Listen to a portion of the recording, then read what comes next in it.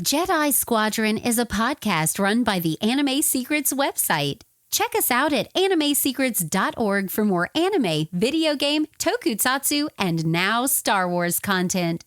Remember to follow us on Spotify, Apple Podcasts, YouTube, or wherever you listen to podcasts today. Hello, new Padawans, and welcome to the Jedi Squadron podcast.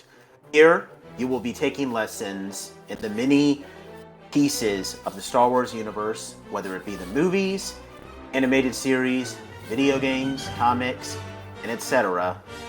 This is your training into becoming a Star Wars fan as part of the Jedi Squadron. May your training go well, and may the Force be with you, young Padawans. What is going on, Star Wars Nation? This is the Jedi Squadron podcast, and I am your host, Nathan Dessau.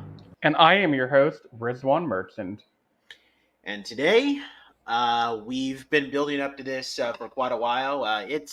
We've been taking a look at a lot of Star Wars stuff. We did Rebels, we did Ahsoka. How about we go back in time, a really long time ago, in a galaxy far, far away. We both had the same idea. That's great. Okay, that was perfect. Yeah. Let's go back to the film that started it all. The movie simply called Star Wars, and it was actually originally called Star Wars. It was retitled A New Hope retroactively. We'll go into that in a little bit. But yeah, we are taking a look at Episode 4, the original film in the original trilogy. We're gonna talk about we're gonna talk a little bit about the history of it. Not too much, since I don't want to bore you guys, but we're going to talk a little bit about it, go into the plot, even though pretty much everybody knows the plot of this movie, and talk about our favorite characters and all that. I think we're going to have a lot of fun. Yeah, I can't believe it's taken us 22 episodes to finally review A New Hope. Well, we got to start sometime. I mean, yeah. So, you ready to jump in? Because we got a lot to talk about. I am ready. Let's do this. All right. So, as far as the history is concerned, here's the best way to frame it up. The year is 1971, and a very, relatively unknown filmmaker named George Lucas has just finished making his first full-length movie. The movie is called THX 1138, which remember the title of that, because that's going to come up in the fun facts a little bit later. And after he completes this, George Lucas has been obsessing over making a sci-fi fantasy movie. He obsessed over it for the next couple of years, and then finally, after completing another movie known as American Graffiti, in 1977, the world was changed with the movie Star Wars. It was released. There were always these production difficulties because, Star Wars was a, huge, prestigious type, a very, ambitious type of creation to make because, no one had really seen a sci-fi movie to this degree. And not only that, but there was actually kind of a question of whether or not people had this type of love for this type of space operas, because here's a fun little fact that I don't think enough people realize. Believe it or not, the release of this movie is one of the big reasons why Star Trek is still around, because believe it or not, they wanted to revive the Star Trek movies, but they wanted to revive Star Trek, and they were constantly going back and forth. Like, they wanted to make a movie, then a new series, then a movie, then a new series. And then Paramount said, well, it's not really worth the production. And then this movie came out and everybody loved it. And then people at Paramount were all like, oh, wow, I guess people do like sci-fi movies. Yeah, let's go and make that Star Trek movie again. Now, unfortunately, that turned into the first Star Trek movie, which, I mean, I'm not a big fan of Star Trek, but I know that the first one is very infamous among Trekkies.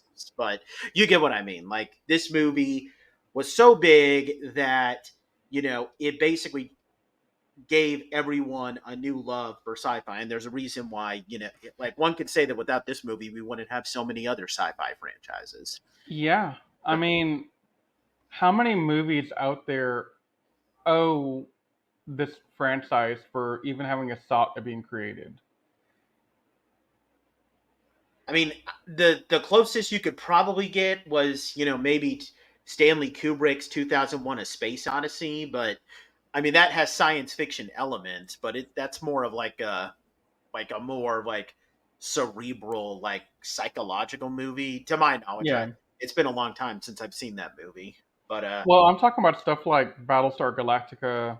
Um, there's some reference, like there's not a lot of references in there to it, but there is some stuff that overlaps with Battlestar Galactica. Um, what's the other one? I'm trying to think of the name of right now. It's on the tip of my tongue. I hate when this happens to me. Oh, Firefly.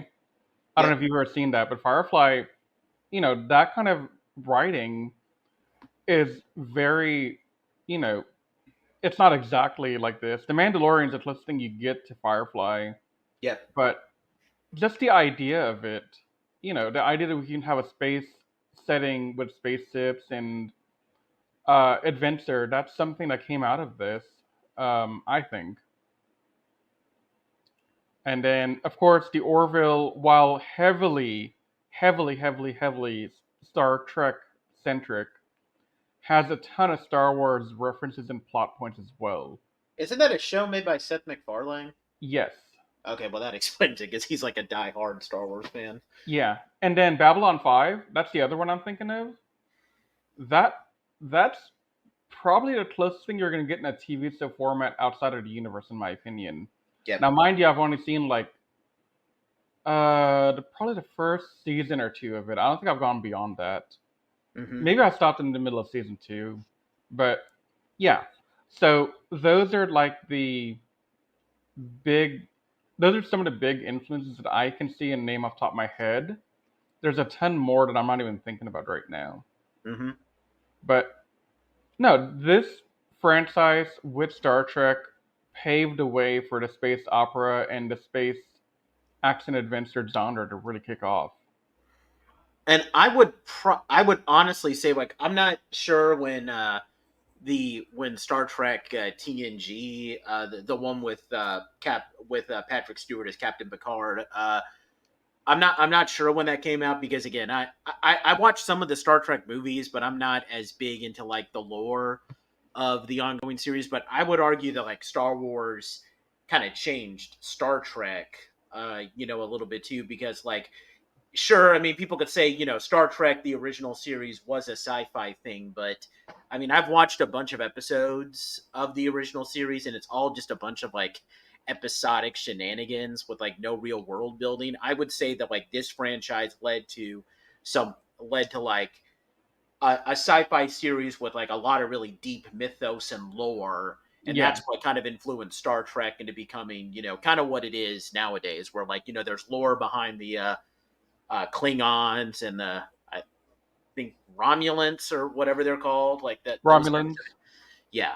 So And just FYI, the next generation TNZ was released on September 28th, 1987. And the reason I wanted to highlight that is I am roughly 2 weeks older than this TV show is. And I thought that was kind okay. of cool. Oh, okay. Well, yeah. Then I mean, Star Trek: The Next Generation is, you know, I mean, I hear that one they go into a little bit more. That one is a bit more, story driven as opposed to like the episodic shenanigans of the original series. So Yeah, I mean, and it came out after the Star Wars original trilogy. So yeah, I mean, I guess you could say that like, while Star Trek kind of created sci-fi, like, kind of made it a little popular as a genre, Star Wars kind of set a completely new stage. Like, hey, you can have a sci-fi universe, but there can be all these like lore and like mythos surrounding it, and yeah. people will love it. No, definitely agree. Yep. That's about that's about it with like the history and the impact. I mean, there's other things to talk about too, like the fact that this movie was, well, okay, you guys already know if you've watched my Splinter of the Mind's Eye review that it was actually a very surprise monster hit. Like many people thought it was going to be a failure, but it was actually a huge blockbuster. It uh, it surpassed Jaws as the highest grossing movie of all time. Jaws having come out, you know, 2 years prior to this, and it's funny how we mentioned Jaws because Jaws was directed by Steven Spielberg. The funny thing is that when George Lucas showed the script to like a bunch of different potential filmmakers, the only person who liked it and had any faith in it was Spielberg. So yeah, because you'll know that Spielberg and Lucas are pretty close. I mean, Spielberg directed the entire original, you know, Indiana Jones trilogy. So, um, but yeah, that I mean that like I don't know, like we could spend like multiple hours on a podcast alone just talking about like how big of an impact Star Wars had on entertainment. So Yeah, it's called episode 1 of our podcast. yeah, pretty much. Um, but just some real quick fun facts about it. So we'll get into the additions of the movie later, but at the start of the VHS tape that I watched recently, George Lucas goes in and says that back then in 1977, when he finished the movie, they spent roughly $11 million on it at a time when most movies were budgeted around like 20 to 30 million. So just keep that in the back of your mind as well. That this is at the time considered a very low budget movie. Yep.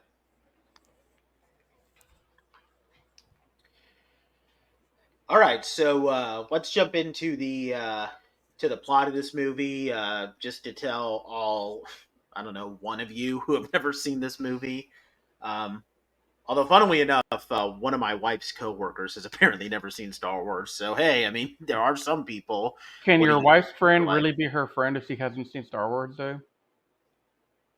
Yeah, you know, it reminds me of this scene in one of my wife and I's favorite TV shows called How I Met Your Mother, where the main character is dating this woman who says, "Oh yeah, I've never seen Star Wars." I mean, he and his friend, who are like two big Star Wars nerds, are like, "She's never seen Star Wars. Everyone's seen Star Wars. The only people who haven't seen Star Wars are the people who are in the movie, and that's because they lived it." Like, yeah. So that. Sorry, that was just a fun fact I wanted to bring up. Yeah. Um, all right, so the plot of this movie is that so the galaxy, a galaxy far, far away, is ruled by the evil empire, who is ruling through fear thanks to its new weapon called the Death Star, a giant space station that has enough firepower to destroy a planet. But thankfully, a group of rebels, the Rebel Alliance, have stolen the plans for the Death Star, attempting to get it to their command so that they can destroy it. But and this group is led by the Princess Leia, played by Carrie Fisher, and she unfortunately gets captured by the evil Darth Vader, who is the commander, who's one of the leading forces of the Empire. And she sends two droids named C-3PO and R2-D2 to the planet Tatooine with the plans. It's there that these two droids come across a farm boy named Luke Skywalker, played by Mark Hamill, and they come into the ownership, and through a series of adventures, Luke discovers, thanks to the advice from an old wise warrior named Obi-Wan Kenobi, played by Alec Guinness, that it is Luke's destiny to become the next warrior in a once great but sadly largely extinct group of warriors known as the Jedi Knights, in order to help the rebellion ultimately defeat the Empire. They enlist the help of a smuggler pilot named Han Solo, played by Harrison Ford, and his Wookiee uh, co-pilot named Chewbacca, nicknamed Chewie, played by Peter Mayhew. They go through a series of shenanigans, getting captured on the Death Star. They save Leia and ultimately escape at the cost of Obi-Wan's life. And it ultimately concludes in a final battle where Luke joins the rebellion as they fight off against the Death Star and ultimately defeat it, destroying the Death Star. And that is how the movie ends, on a very triumphant note. Uh, do we want to give any, you know, thoughts on the plot, or do we just want to jump into the characters? Um, no, I think you gave the succinct plot pretty well. Nothing you left out. and we can start kind of hit other topics about the plot as we go through the character profiles. I feel like. Okay. So, we want to start off with Luke. Uh, you know, I so Luke is obviously the character that everybody loves in Star Wars, and I remember I think I can't remember which grade I was in, but when I was taking a literature class when I was in school, like one of the big things that people love to talk about, like a typical story, is a hero story. And this is like the first book to like really that not book. This is like one of the first things to like that people use as like a textbook example, where Luke is a farm boy who is bored with his life, and he wants to do something good by defeating the Empire. And this is him setting off on his journey when he discovers that he has the power to help defeat the Empire. And I mean, and there's and if you and this is another thing that really shows like the impact of what Star Wars has. Like, there's been so many other movies that have used this story now. Like, you have Neo in the Matrix movies, pretty much the same story as Luke Skywalker. uh I don't I know your I think your friend I think one of your friends, because I know she named one of her children after a character in this book series, Riz. Um, the Inheritance Cycle, the Aragon books, Oh yeah, yeah, yeah, pretty much yeah, like a carbon copy of this story. In fact, many people criticize that as just being like the Star Wars story taken with like Lord of the Rings settings. yeah. Like, but I mean, what do we think of like Luke in regards to this story, though? Luke is so thematically. Luke is on that hero's journey, like you said. And for those that don't know, how do you get through English class without it in high school? But just in case you are not through high school yet, um, the hero's journey is basically a theme or a trope in which a character unsuspectingly is brought into this new world and brought into like an adventure, and they gotta go through a couple of things like coming of age, learning how to deal with a newfound power or skill or something. And by the end of it, they've done battle against good versus evil, and that is basically Luke. Because if you really think about who Luke is prior to the events of this movie, dude, he is literally a redneck hick living in the backwater state of Tennessee, doing the farming for his uncle, and on the weekends he goes, NASCAR racing. Basically, that's the story of Luke if you broke it down into like simple terms. He's not anything remarkable. He's not somebody that's like at first glance, you know, inspiring or anything. He's just some kid who likes to go out with his friends. He wants to join the um, starship fighting program to learn how to fight starships and go off and do great stuff. But that's a dream he has, but he can't leave.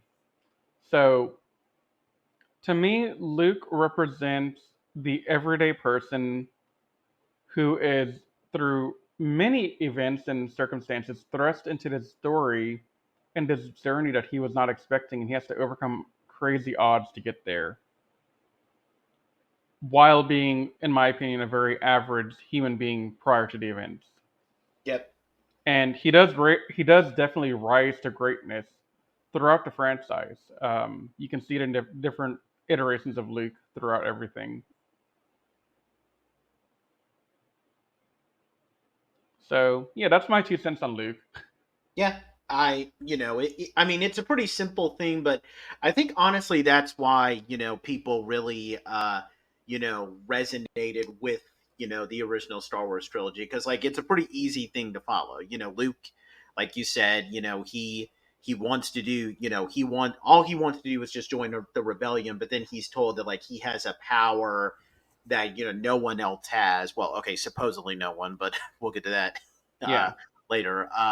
You know, and he can do something way more than just join the rebellion. Like he can be the one thing that like gives the galaxy hope for overthrowing the empire. Uh, and it's a simple thing, but we all of us kind of envision like being bored with our lives and wanting to go on a journey. So it's a pretty simple thing to follow. Oh yeah, I mean, how many of us growing up didn't want to go fly into space, go on magical adventures, or somehow fall into like a vat of toxic chemicals and gain the powers of like superheroes and go off and fight crime? Mm, We all dreamed about it as kids, even if you don't want to admit it. yep. Only other thing I want to note, and I guess I'm going to mention this a little bit with some of these other characters. Like apparently Mark Hamill was cast in the movie because Lucas was kind of looking for younger actors who lacked like long acting experiences when he was casting Luke. There apparently is one big name that I do recognize that did audition for Luke though. His name is and everybody should know this actor because he's been in a bunch of things. Kurt Russell. He apparently Really? yep. Didn't know that. For those of you who aren't familiar with big names, I guess people would know him for playing Star Lord's dad in the second Guardians of the Galaxy movie. Yeah. Uh, yeah, so that's interesting. Um, all right, let's talk about our droid duo, C-3PO and R2-D2. All I'm gonna say is these. I mean, they're just a very funny duo. They work well off each other. Although what's funny is that apparently from behind the scenes, Anthony Daniels and Kenny Baker. Kenny Baker is the guy who was operating in an R2-D2 suit. They apparently didn't like each other that much, but you can't really tell because I mean, these two like you can't have Star Wars without C-3PO and R2-D2. Yeah. I always thought C-3PO was cool. I mean, I dressed up as C-3PO for, I think my first Halloween costume ever when I was old enough to go trick or treating was C-3PO. So That's hilarious. I didn't know that. yeah, I love playing C-3PO was just great. Um, okay, next up we have Han Solo. Yep. Han to me, so here's another reason, and I kind of want to use what I'm about to say to segue into talking about Han. One of the great things about Star Wars is that it's one of those movies where like kids can love it, but adults can also love it, and I feel like Luke is the character that when you're a bit younger you can relate to, like someone who you know is much more wide-eyed and curious and has like a desire to do good and has like a real overly optimistic view. Han is the perfect foil to Luke. Like he's the one that I think most adults really like, where he's like Luke's whole attitude is like I want to crush the Empire and I want to bring freedom to the galaxy and I want to like help people. And Han's whole attitude is all like, yeah, the galaxy sucks and the Empire sucks and I hate it, but there's nothing I can do about it. All I want to do is just do my job, make enough money so I can get this Jabba guy off my back. And yeah, that's about it. Like, what are you going to do about it? Like, and I've always liked Han Solo. Well, first of all, Harrison Ford is one of my favorite actors. Yeah. I love watching Harrison Ford, not just in Indiana Jones, but there's a bunch of other movies that he's been in that I love. And I I just find like Han to me is, I mean, I always love how he can be a bit of a smartass, and well, and yeah, I mean he's another just simple character. He's a lot more cynical and likes to kind of be you know has a real sarcastic nature to him, and he's just another really fun character. No, definitely. I mean, Han is just another one of those your everyman kind of guys. Like anyone can relate to him because everyone feels like maybe they don't matter. Maybe they're just in it for themselves. And I've heard people try and describe Han Solo as a typical high school bully And I've never truly understood that, honestly, because I can see why you might think so if you're just kind of watching the movie in the background, like you're not really focusing on it. But when you really get down to it, Han really does care, but in the events of this movie, he's more concerned with survival because he made some bad deals gambling and he owes Jabba the Hutt a crap ton of money. So he's got to do something to pay the bills, right? Yep. So, I mean, no, I think Han's a great character and very awesome. And I would say that, he like he I mean, Luke's development and, just seeing like, I mean, Luke's development is more of something that like really happens like over the course of a series. I would say that Han's development in this movie alone is one of my favorite bits. Like, when we first meet him, he's just concerned about making his money, but then like I would say that like their whole experience on the Death Star is what leads him to gaining a lot of respect for Luke. Because remember, even though he's ready to just kind of, take his money and leave uh, on Yavin 4, he actually tells Luke, like, hey, if you want to come, I mean, we could use you. Like, you're really good in a fight. Like, it's clear that he's gained a lot of respect for Luke, even if he himself is just going to, just ditch town and everything. But, it ultimately turns into something a lot more than just than a respect, because ultimately he does come back and help Luke. And sure, he has to like throw in like the whole thing, like, yeah, well, I wasn't going to let you take all the reward, but and Yeah, that's it. That's just his way of showing that he has like a real noble heart. definitely. I mean, Han didn't have to come back. He was on his way to give the money, clear his debt, but he decided, you know what? I can't let these guys do it alone. I have to go help them. Yeah, And I think that's a really admirable quality, and it really helps to develop him into a better character. yeah. Just a couple of things to note about this role, because I want to say this for some of these actors, just to kind of imagine them being played by different people. Although this one is going to be a lot more interesting than Luke's one. Apparently, Lucas did not want Harrison Ford to play Han Solo at first, because the movie that he made previously, American Graffiti, Harrison Ford did have apparently a big role in that movie. I've never seen it, but I do know that he was in that movie along with Peter Mayhew, the guy who plays Chewbacca. Chewbacca. But he wanted like some new faces, but ultimately he chose Han. And when he had basically he wanted Ford to like assist, where he had this weird thing where like instead of casting them all together, he wanted to get like different groups of actors, you know, to like read lines together to see where the chemistry was. And when he had Harrison like read lines alongside the others, he's like, okay, this guy has so much chemistry with all these other people that like I can't just not cast him. But the amount of big names that audition for Han are pretty insane. Even at the time, some of these names were pretty huge. So Kurt Russell, of course, he also auditioned for Han.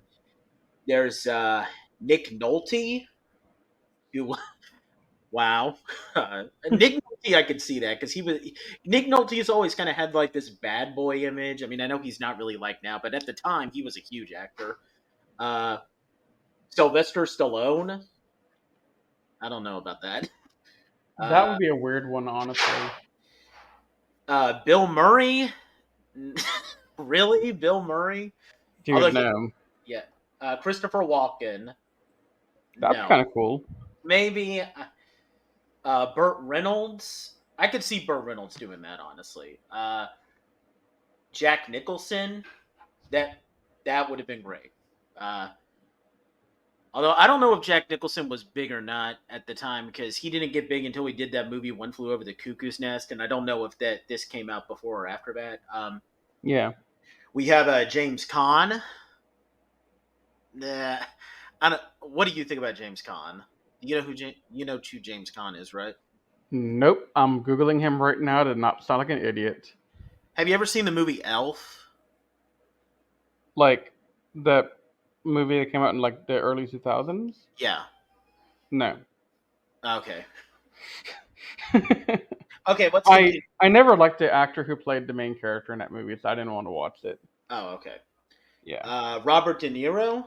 I, I c- know I, him. I could honestly see Robert De Niro playing the part. I think this came out around the time when Robert De Niro was getting big, because I think the movie Taxi Driver, that was Robert De Niro's big breakout role. That was when that was you know when he was starting to become big. Uh, Kelsey Grammer. For those who don't know who Kelsey Grammer is, because the big thing he's known for is Frasier. He was the Beast in the third X-Men movie, Hmm. um, which I couldn't see Kelsey Grammer playing Han, to be honest. We have Al Pacino. Al Pacino?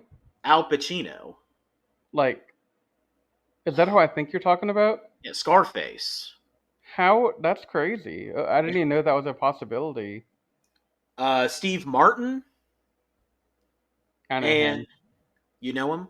Yeah. That wouldn't have worked at all. No, that'd been terrible. And of the last of these, and I'm just gonna say this: no, Chevy Chase. Wait, from Community? Yeah. Holy crap. Well, I mean, That would have been terrible. Yeah, Chevy Chase was also big at the time because he was like, making it really big on SNL. So, but no, it wouldn't have worked.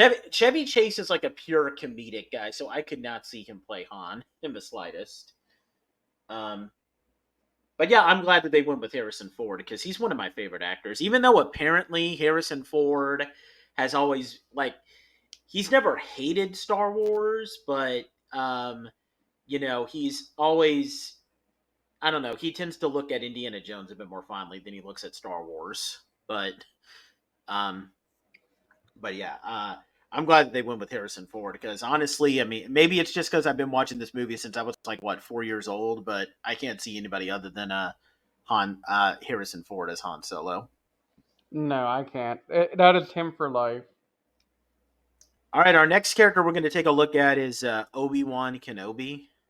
Um, and we're just gonna talk to him in the context of like Obi-Wan here. We don't really have to take the prequels much into account, at least not here. How about you start off with Obi-Wan, Riz, since I just spoke for a little bit? So, Obi-Wan Kenobi, when we first hear about him, he is the one referenced in the message that Princess Leia left in the R2D2 unit when she deployed the droids to go find help. And there's a real big reason why she turned to him immediately that we'll get into in a much later podcast down the line when we talk about the Obi-Wan TV show. Mm-hmm. But Obi-Wan um, is living on Tatooine where the droids find him and where Luke and everyone else lives. And he's basically a hermit. He changed his name to be Ben Kenobi from Obi-Wan Kenobi. And he's depicted as a recluse until Luke goes off to try and find R2D2, who's run off to try and give Obi-Wan the message from Leia, because Leia tells R2D2, this is the most important thing you can do, is go find Obi-Wan Kenobi and get help. We're struggling here. So when you first meet him, he kind of feels eccentric to me in a way, and I think it's because he has been in isolation for so long as a hermit. But when Luke explains about the message from Leia and Obi-Wan sees it, he's reminded of all these old memories from before, and he tells Luke about Luke's father, who up until this point we're led to believe his dad died, um, and he didn't have the history that Obi-Wan reveals to him, because Obi-Wan tells him, yeah, your dad was not just some simple pilot. He was a Jedi general. He fought in the Clone Wars. Yes, they mentioned the Clone Wars even back then, which is crazy to me even today. Um, so he tells Luke all this, gives him a choice: come with me and help me with the rebellion, or you can go back to your normal farm life. And Luke is really torn because, again, like I mentioned, Luke is a very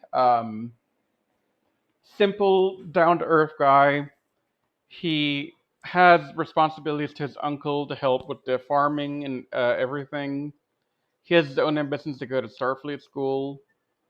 So this going into the um, going into the rebellion, helping out, not in the cards for Luke, but spoilers, not really. In the next couple of scenes after, we find out that in the pursuit of finding the droids, the stormtroopers killed Uncle Owen and the rest of the family, leaving Luke with no reason to remain on Tatooine. And he said, okay, screw it. We're going into space because I have nothing else to do. I want to learn to be a Jedi like my father before me.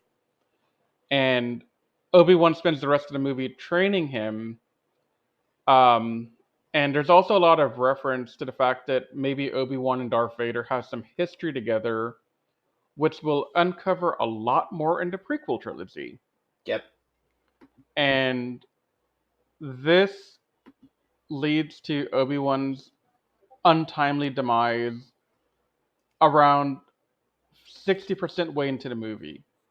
Darth Vader cuts him down after a nice little duel, and Luke is left to fend for himself for the remaining parts of this trilogy with very little direction until partway through the next movie and learning how to be a Jedi Knight. Yep. Um, we do have an interesting scene or two with Obi-Wan from beyond the grave giving Luke advice or warnings of stuff like, hey, Luke, get on the ship and run away, when Hmm. Luke is trying to fight off the stormtroopers after Obi-Wan's taken down. He's also the one that tells Luke to trust in the Force when Luke is doing the fighter mission to destroy the Death Star, and tells him, trust in the Force. You don't need the computer guided technique to fire. Just use your Force and you'll be able to do it. And lo and behold, Luke used the Force and did the thing. So, in a very simple way, this movie kind of gives you the idea that Obi-Wan has a lot of history that predates the movie with the Clone Wars, with Vader, the Jedi Council, or Jedi Order, I guess is the better term here, because we don't know there's a council at this point. And we don't really have any kind of idea of any of this backstory, really. We're given references to it. And for the next almost 20 years after, George Lucas is working on expanding this backstory to create the prequel trilogy, Yep. which to me is insane.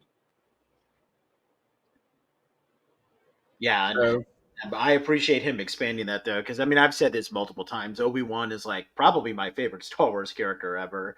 I mean, here he's mostly just kind of relegated to like a mentor role, but I mean he fills that role pretty good. yeah. Uh, So he's kind of the catalyst. Sorry, Nate. I just want to get this out there real quick. He's kind of the catalyst to Luke really embracing the hero's journey, and is the foundation for creating the party that will eventually take down the Death Star later in the movie.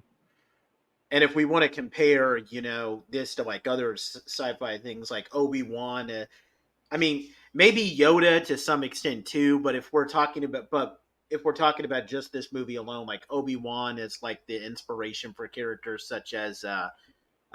Miyagi in the Karate Kid movies, or Morpheus in the Matrix movies. So this is another character where the wise old man, like even though that's not what Obi-Wan is in all Star Wars things, the original way he was depicted as like this wise seasoned warrior who's taking on a mentor, like this character archetype, one could say, but like Obi-Wan made that thing famous.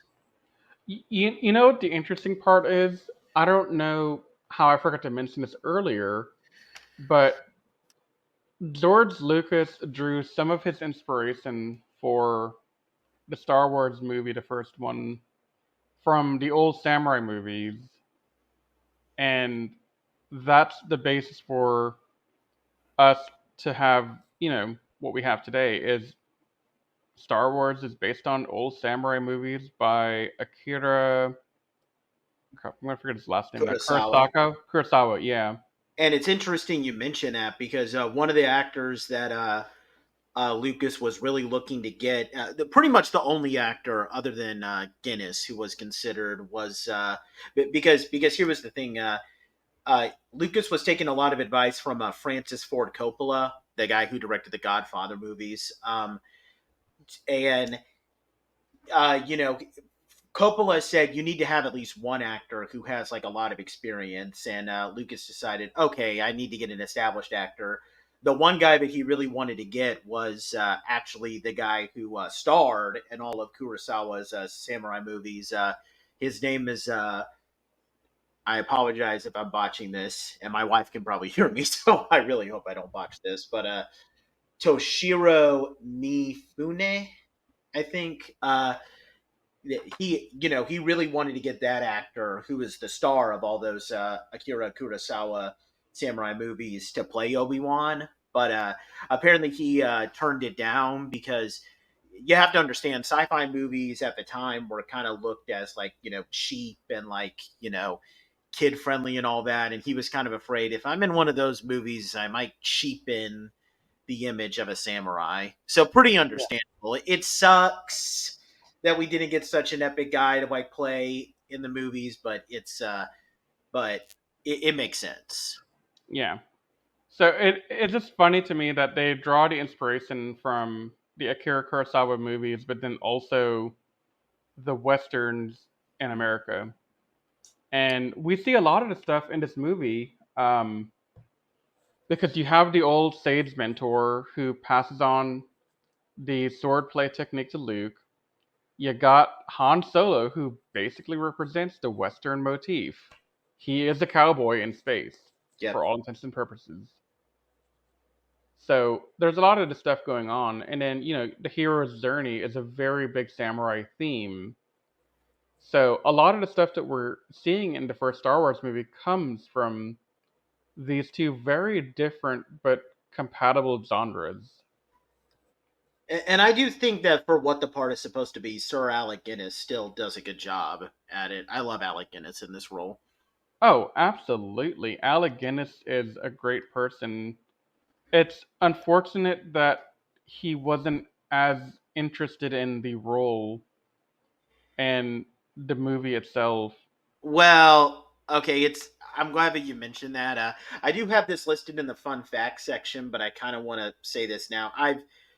I know. So there's a common misconception that he didn't like the part, like he always looked down upon it, and that's actually not true. The funny thing is that he was actually one of the very few people who thought that the film was actually going to be a success. Like he actually had a lot of faith in the movie, which is one of the reasons why he said like, hey, he negotiated that he would get like 2% of like the movie's, you know, royalties or something. Which I mean, that might not seem much, but when you consider how successful this movie went on to be, that's actually pretty big.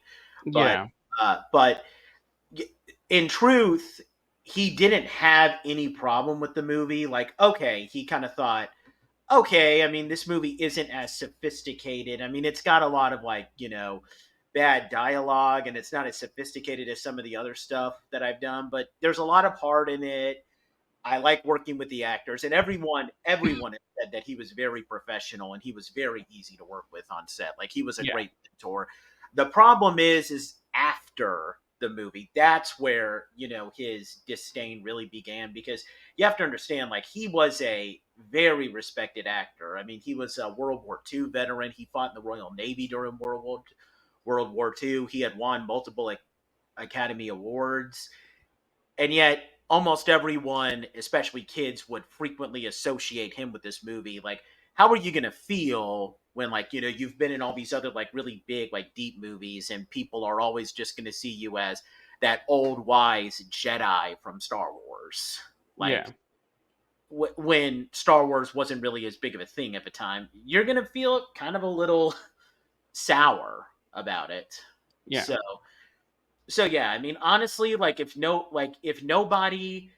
he hadn't become so identified with Obi-Wan by other people, he probably just would have said, "Oh yes, I really did like the movie because I got so much money from it. So I mean, I'm not going to complain." But you know, Right.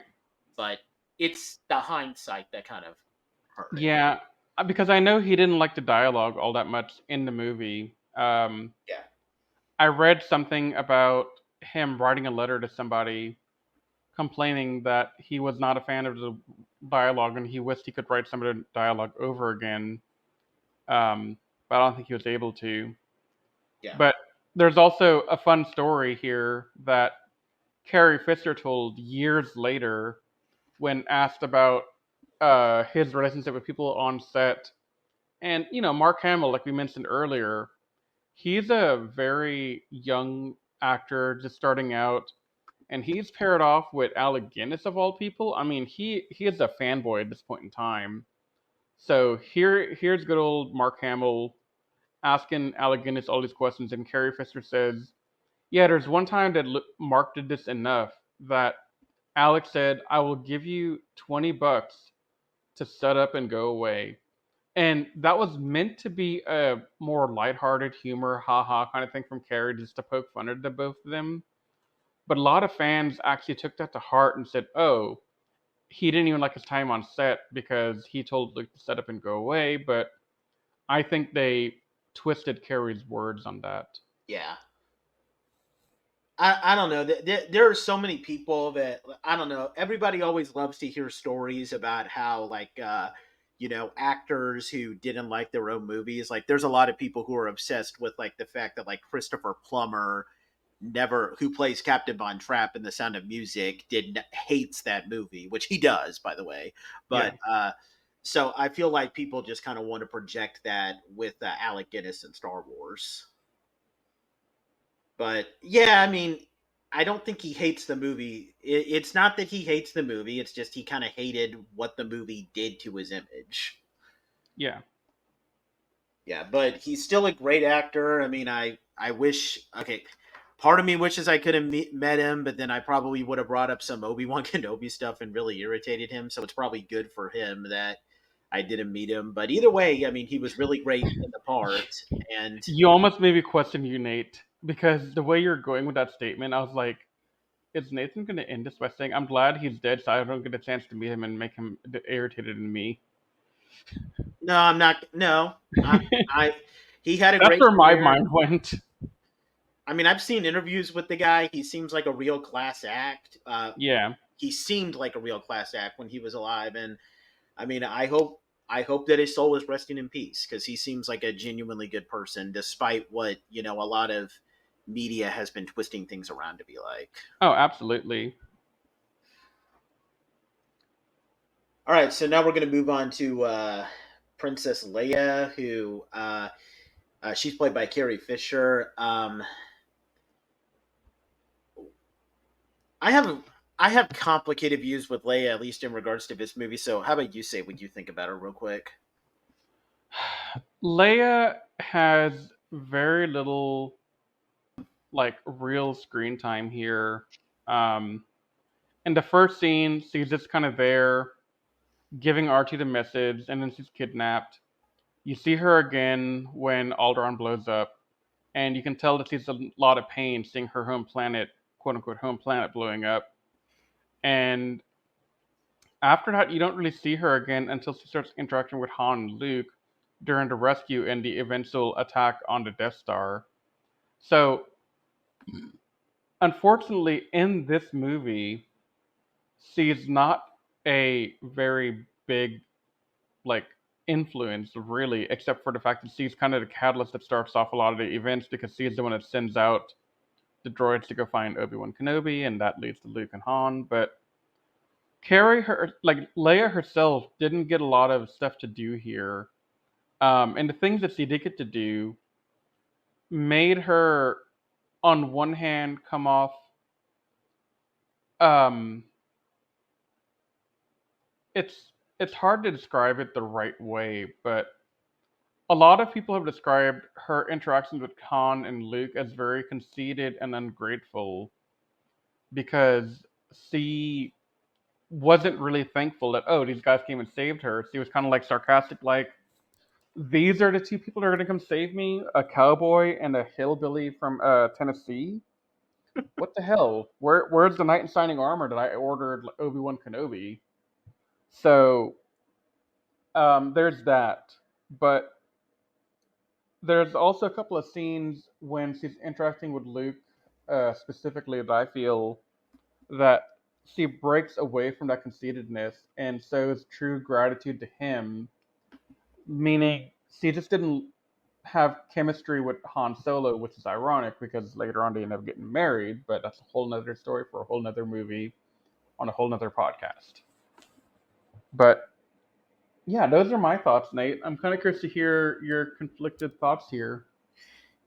Yeah, I think she gets better in the next two movies, but I feel like as far as we're concerned, like in this one, she really is just kind of a plot device. Like she really is just like a princess to be rescued, and Yeah, that's it. And there's there's no difference between her and Princess Peach and Mario.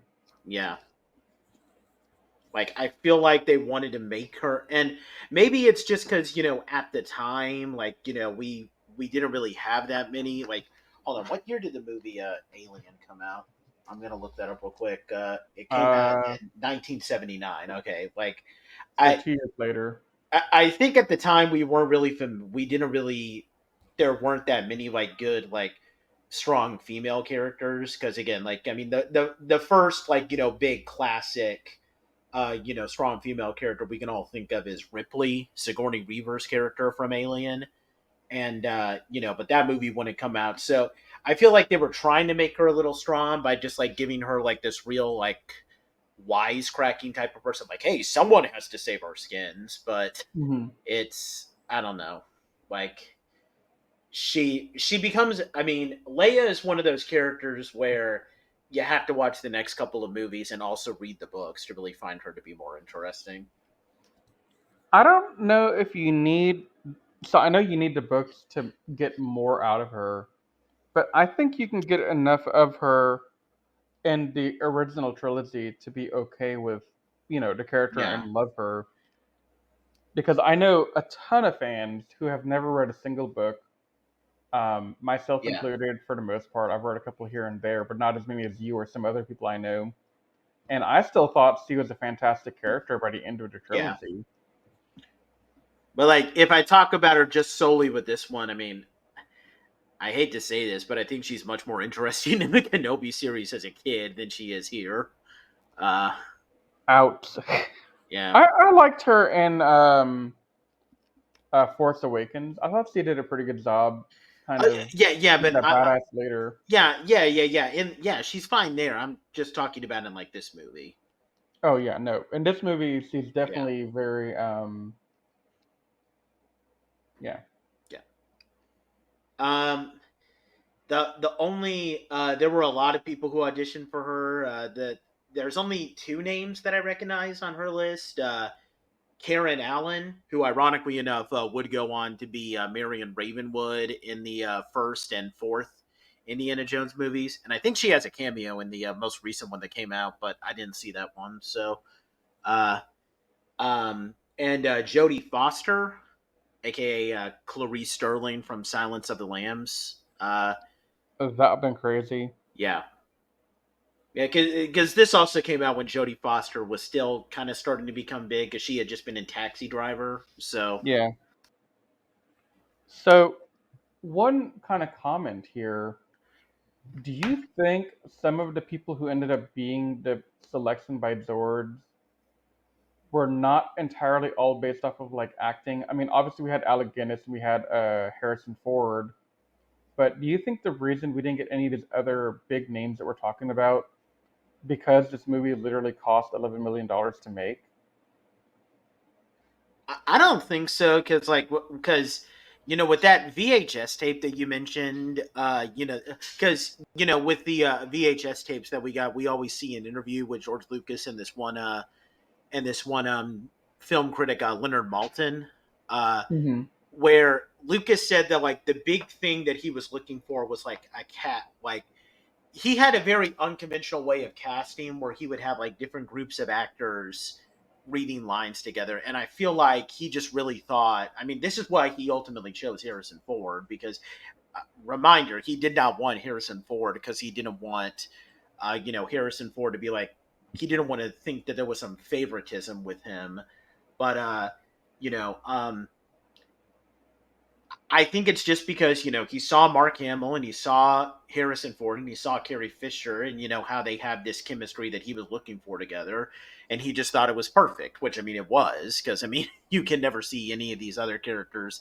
Like, I don't think Mark Hamill would have the same chemistry with with Chevy Chase as he did with Harrison Ford. So, Well, we don't know that, but I would tend to agree that he wouldn't because Chevy Chase, in my opinion, is not the best person in the world. oh yeah, Chevy Chase is kind of a jerk, but that's a Yeah. different thing to talk about. But So maybe it had something to do with that, but I kind of think that it probably had a lot more to do with just like, because again, I mean, I mean, you saw the list of like big names that auditioned for Han, so clearly there was like some demand, even if some of these weren't necessarily as big names as they are now. Yeah. But I mean, Robert De Niro was kind of a big name here, and he still auditioned for the part. So I feel like it's mostly because George Lucas just kind of looked at this and said, like, this is the type of chemistry that I want, Yeah. if that makes sense. No, that makes sense. Yep. All right, let's move on. Chewbacca. Yep. I mean, Chewie is one of my favorite characters ever. I mean, he's this. I mean, even in this one movie, like, he's the type of character where you may not always know what he's saying, but he's he just gives so much personality despite him just talking with like roars and grunts. Like, he can get, when he gets angry, but he's also kind of a lovable. We see a more affectionate side of him in later movies, but he's just a kind of a lovable teddy bear who, when I'm you make always him on the mad, hunt for a will great. rip your face off. Yeah. Or no, as Han puts it, rips your arms out of their sockets. Yeah, like, I always love that scene where he's playing Djarik with R2, and like, you know, uh he starts getting angry, and then Han is all like, "Hey, I mean, if you make him mad, he'll pull your arms out of their sockets." And then Chewie, like, just leans back with his arms, like, flexing his muscles a little bit. I always love that. Apparently, though, I'm not sure if this is true or not, but are you just playing Chewbacca sound effects now? Yes, I play the Chewbacca sound effects just for funsies. I do hear that apparently there was like, apparently, like, both Peter Mayhew and David Prowse, they were both like the bigger actors. Like, they both apparently, like, they both auditioned for Darth Vader and Chewie, and they ultimately just picked those parts. So that was pretty cool.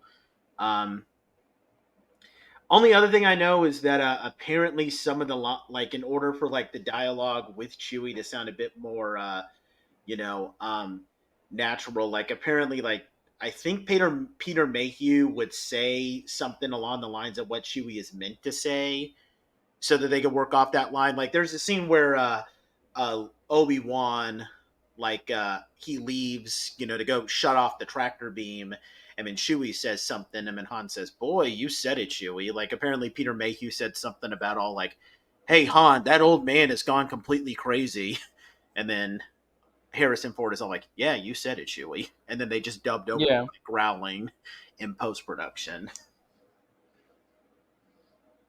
But what do you think of Chewie? I'm sorry, I just spoke for a little bit. Chewie is a very loyal and friendly person who will, he's always there for Han. And I mean, I have nothing negative to say about the guy. He's just this 8 foot tall, Bigfoot wannabe. Yep. All right, let's talk about the Dark Lord of the Sith himself, Darth Vader. Let's do it. Um, I mean, Vader here is. I mean, okay, first, I mean, it's Darth Vader. I mean, what can you say about Vader that hasn't been said? Now, here, he's a bit more one dimensional. Like, he's just this, really, like, scary looking dude. But I mean, even then, I mean, he just gives so much, of an impression. He walks in, he's got that ominous breathing sound effect, and, he speaks with that deep voice where, I mean, the guy could probably read the phone book to you and still scare you. Like, Mm-hmm. that, and there's not much else to say about that.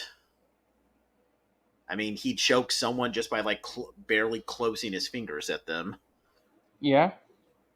So I mean, he's just a menacing person, and something we talk about in other podcasts that we do together, Nathan, is I try to assess the threat factor of our villains that we get to kind of determine, is this villain somebody that I would feel threatened by if I were in the shoes of the main characters, or am I just like, nah, it's not a big deal. I'm not worried with this guy. And there are several characters that I would name who I would not be threatened by, but Vader's not somebody you want to cross. I mean, Yeah, go ahead. quite literally, he force soaked a person for just slightly disagreeing with him. He has a lightsaber. He has this menacing look and the armor, and he has that breathing noise. I mean, you don't want to mess with this guy. He's kind of scary. I mean, I was legitimately scared of him as a kid. I'm not gonna lie. Well, Really? okay. Like when I was like 3 or 4, when my older brother was originally showing me it, he didn't scare me to the point where like I wanted to like run away and like say, "Tell me when he's out of the tell me when he's gone, and then I'll come back in." I never did that, but he scared me in the same way that like some kids might find Lord Zed in Power Rangers scary, where yeah, he's the bad guy and you're supposed to be scary and you're just hoping like, I hope they beat him, please beat him, or something like that. Yeah. um Most people know this, but Darth Vader is played by two different people. David Prowse is in the suit. I think in post production they decided to redub his voice. They got James Earl Jones, although James Earl Jones was never credited voicing Vader until 1983. The funny thing is that originally they wanted to get the big name actor. He's the star of Citizen Kane, and he was a huge actor at the time this movie came out. Orson Welles, they wanted to get him, which would have been fitting because Orson Welles was like one of the biggest, like very respected actors in Hollywood at the time. But Lucas thought, people might recognize his voice too much. Let's get some guy who's like relatively unknown. And I'm so glad because like only James Earl Jones could make that voice. And it's such a great voice. That guy is amazing. Yeah. The only thing that sucks is that, and this is a funny story, and I really hope she doesn't come charging into my office when she hears me say this, but uh, he also does the voice of Mufasa in The Lion King, and I remember when I was watching uh, The Lion King in English because when my wife watched Disney movies, she mostly watched them in Japanese. But very first time we're watching it in English, and I point out right from the start again, oh yeah, by the way, Mufasa's voice is the same guy who voices Darth Vader, and she's still very angry at me that I pointed that out because she can't unhear Vader's voice now when Mufasa talks. Like, Oh, if only we had a scene where Mufasa said, Simba, I am your father.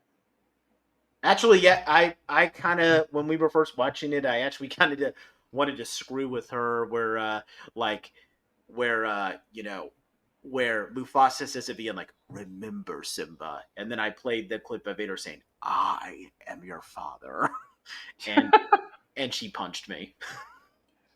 You probably deserve it, but still, good on you for making that happen. Yep. Um, Another character, we don't.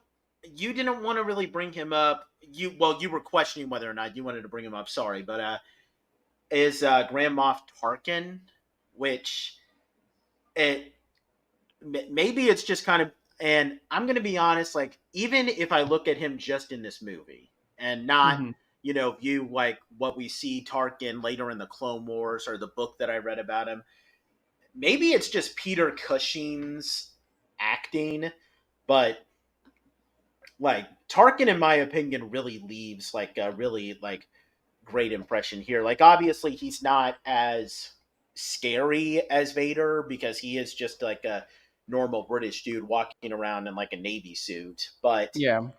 I would say that he's still just as intimidating. Like, this is a guy who, you know, who has no compunction about just saying, "Yeah, shoot the Death Star at the planet and kill everybody." Like, I don't care. Like, Yeah. there's something chilling about that, and like, the way that like he's so intelligent with like you know the way that he speaks very intelligently with like a very posh type of dialogue, which is great. I don't know, like apparently Christopher Lee, who ironically enough would go on to play Count Dooku, was offered the role of Grand Moff Tarkin, which is funny because Peter Cushing and Christopher Lee were really good friends, which kind of makes it suck that we never got to see a scene with Cushing and Lee interacting as Count Dooku and Tarkin. But And now you can't.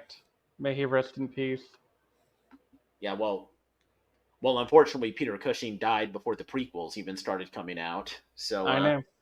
yeah, Yep. um, but Though we do see them interact in the books at some point. yes, we do. In fact, I'm going to be So talking about that when I do my review on the Tarkin novel at some point later in this podcast.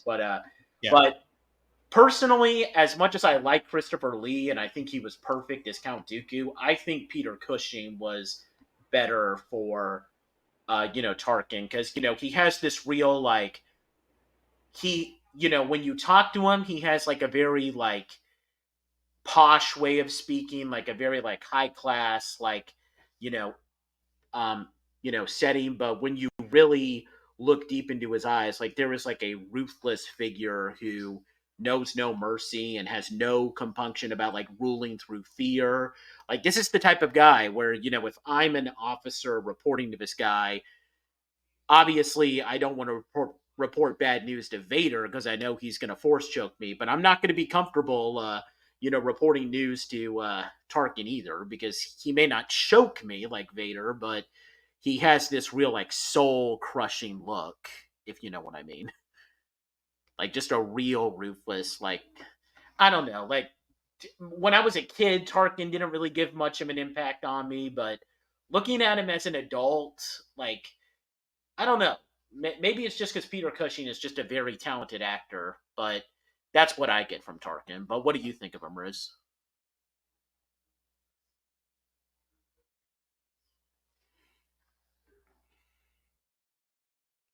It appears that Riz has stepped away. We'll just edit this out in Oh, post. I totally was talking to a muted microphone. Oh, okay, sorry. No, I viewed Tarkin as kind of like more of a second in command to Vader, kind of there to run the ship when Vader's off doing Vader things like force choking people. So he didn't really leave too much of an impact on me. But I did want to make two comments about cussing as the Grand Moff.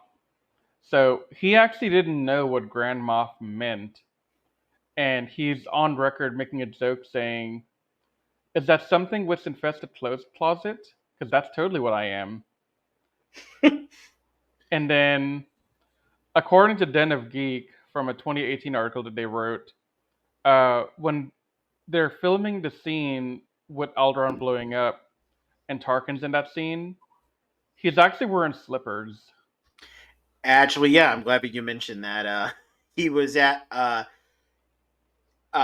he actually was wearing slippers for most of the movie because apparently Cushing found the shoes for his uniform very uncomfortable, and Lucas eventually decided, okay, we'll film you from the waist up as much as we can.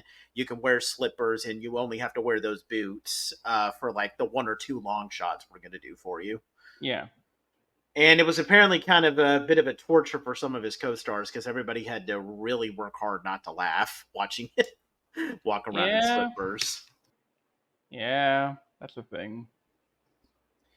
But I mean, all I'll say with Tarkin is, I mean, aside, okay, obviously the number one Imperial officer character who leaves like the biggest impression is Thrawn. Like, there's no one who's going to beat Thrawn.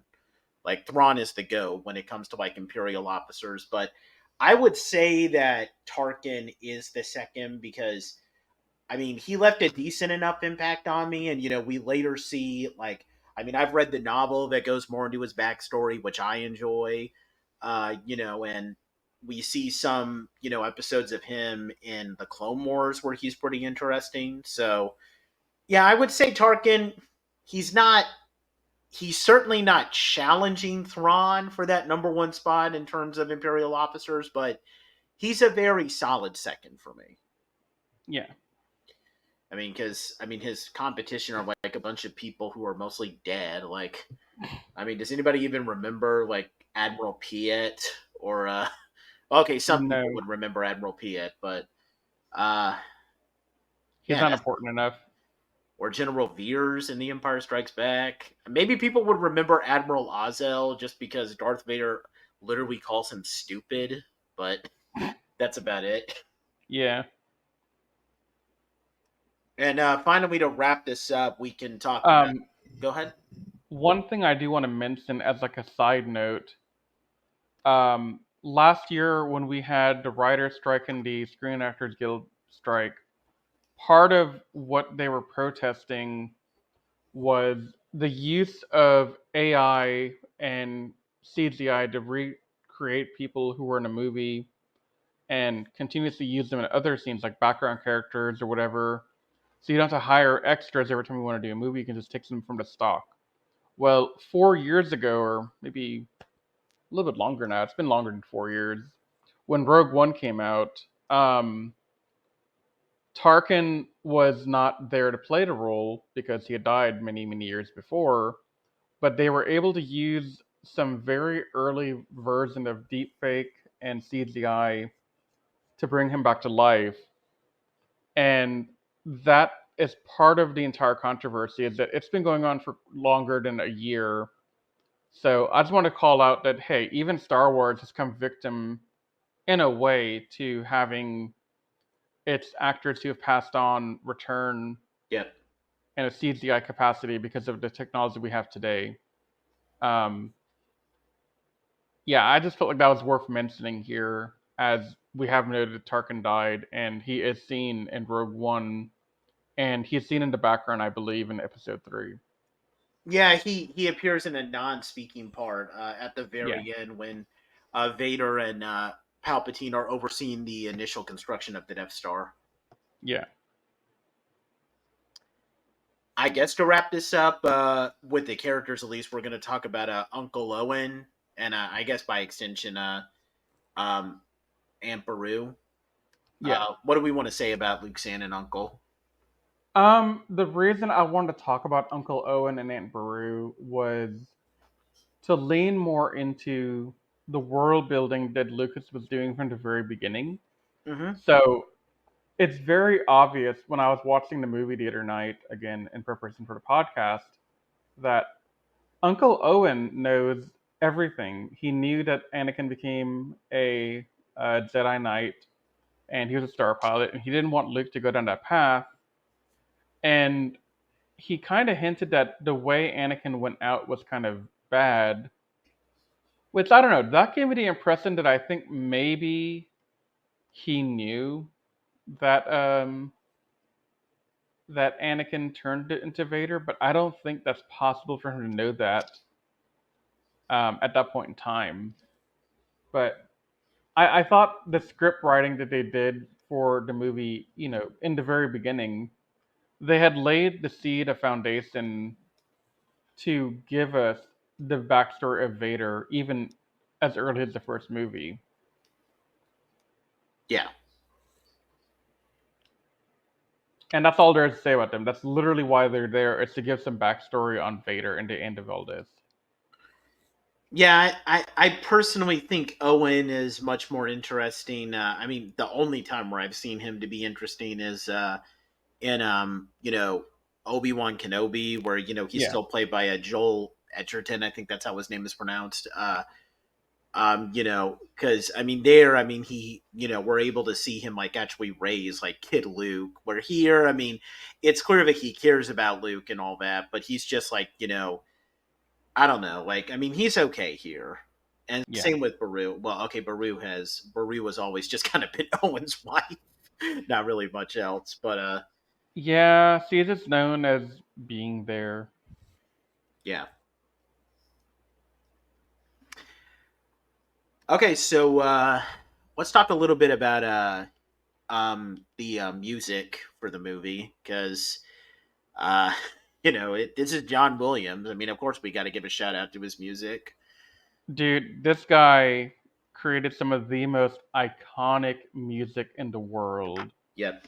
From the very beginning with the title screen crawl to the Vader theme song, the Imperial March, um, and I forget the song's name that plays in the background in the beginning on Tatooine when Luke's looking out into the distance.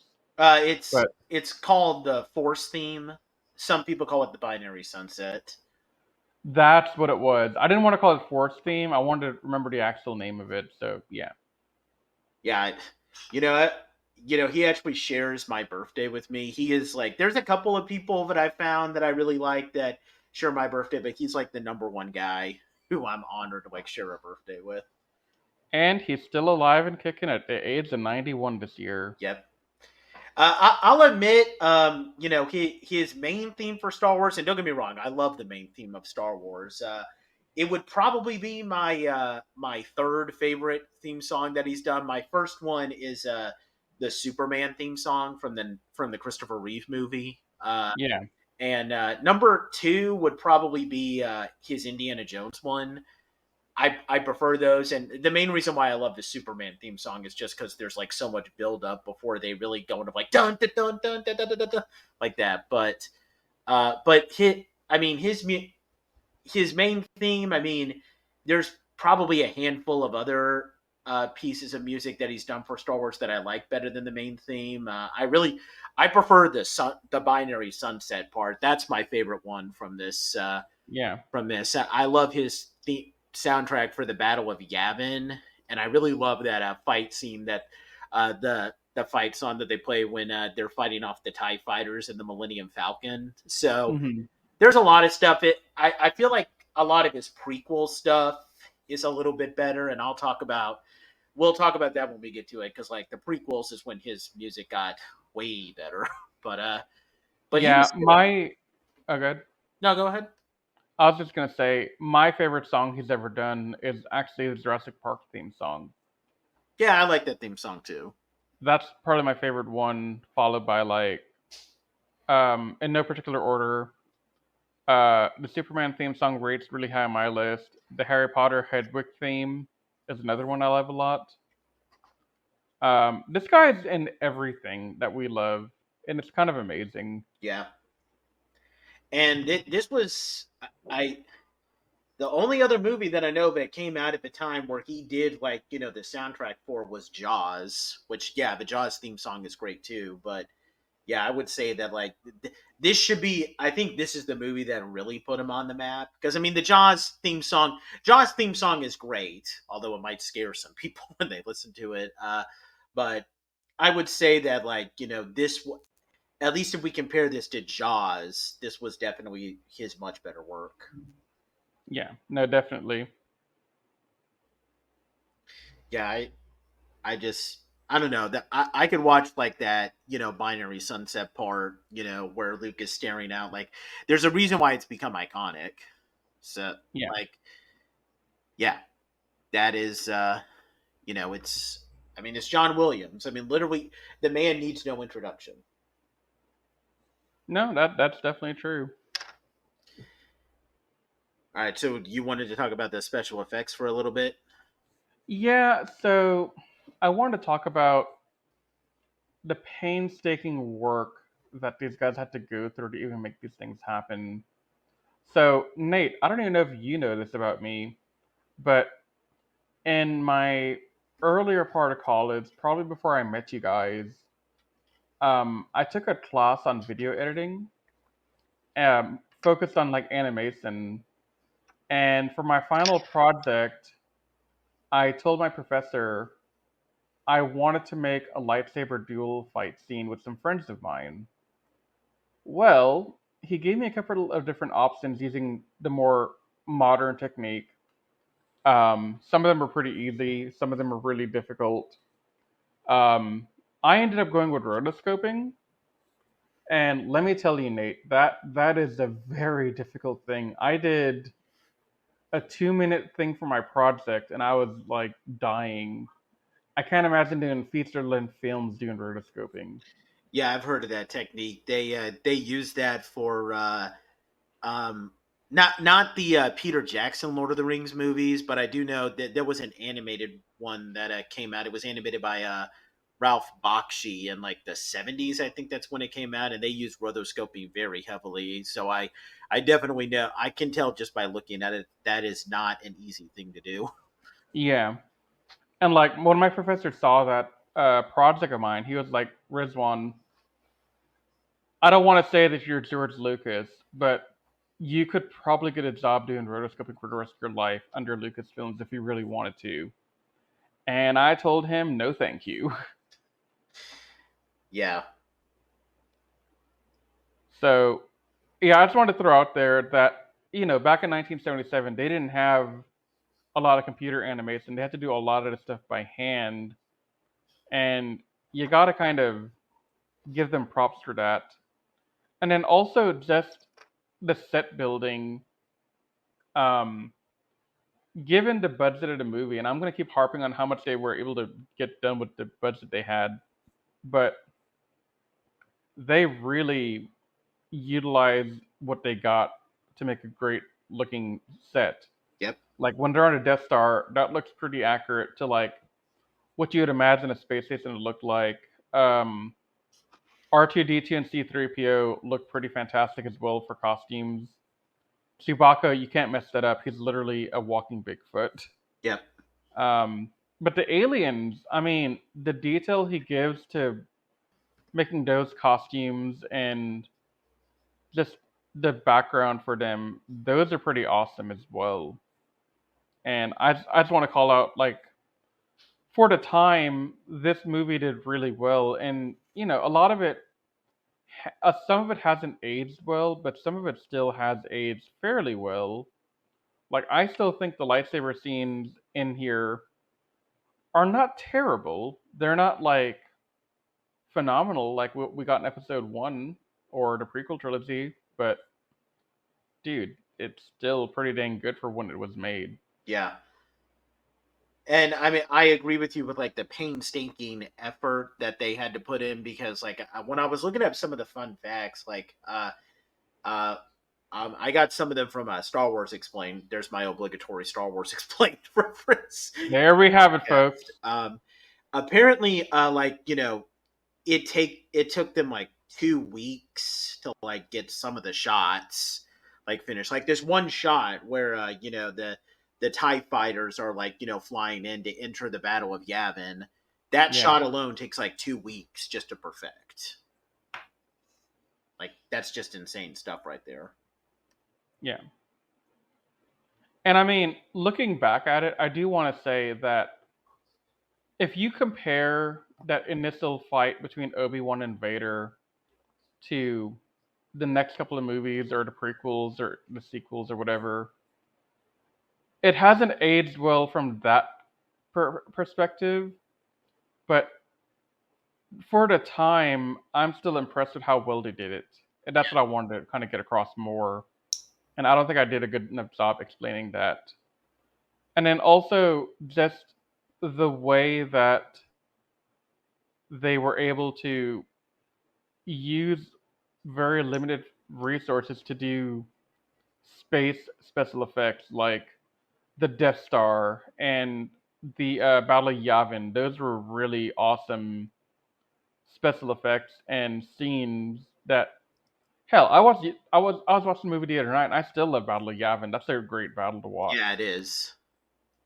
So yeah, I have no complaints really for what we got with the times. I mean, obviously, I would love to get George Lucas. Do not listen to me when I'm saying this, but I would love to get um, a remastered version of the movie with better CGI, better effects, just to see more consistency across all the movies. Because if you go chronological order here, episode 1, 2, 3, 4, 5, etc., the difference in quality of effects is very noticeable from episode 3 to episode 4. Yeah.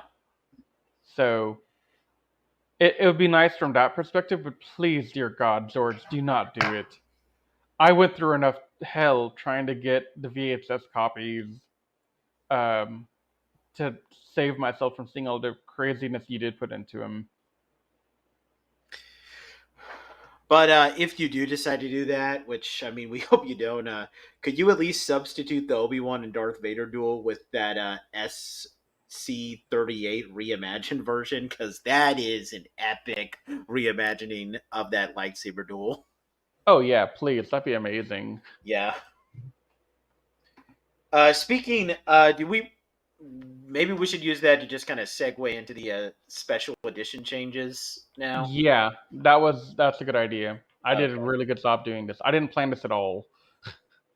Well, sometimes it just works out that way. We're just that good. That's all I can tell you.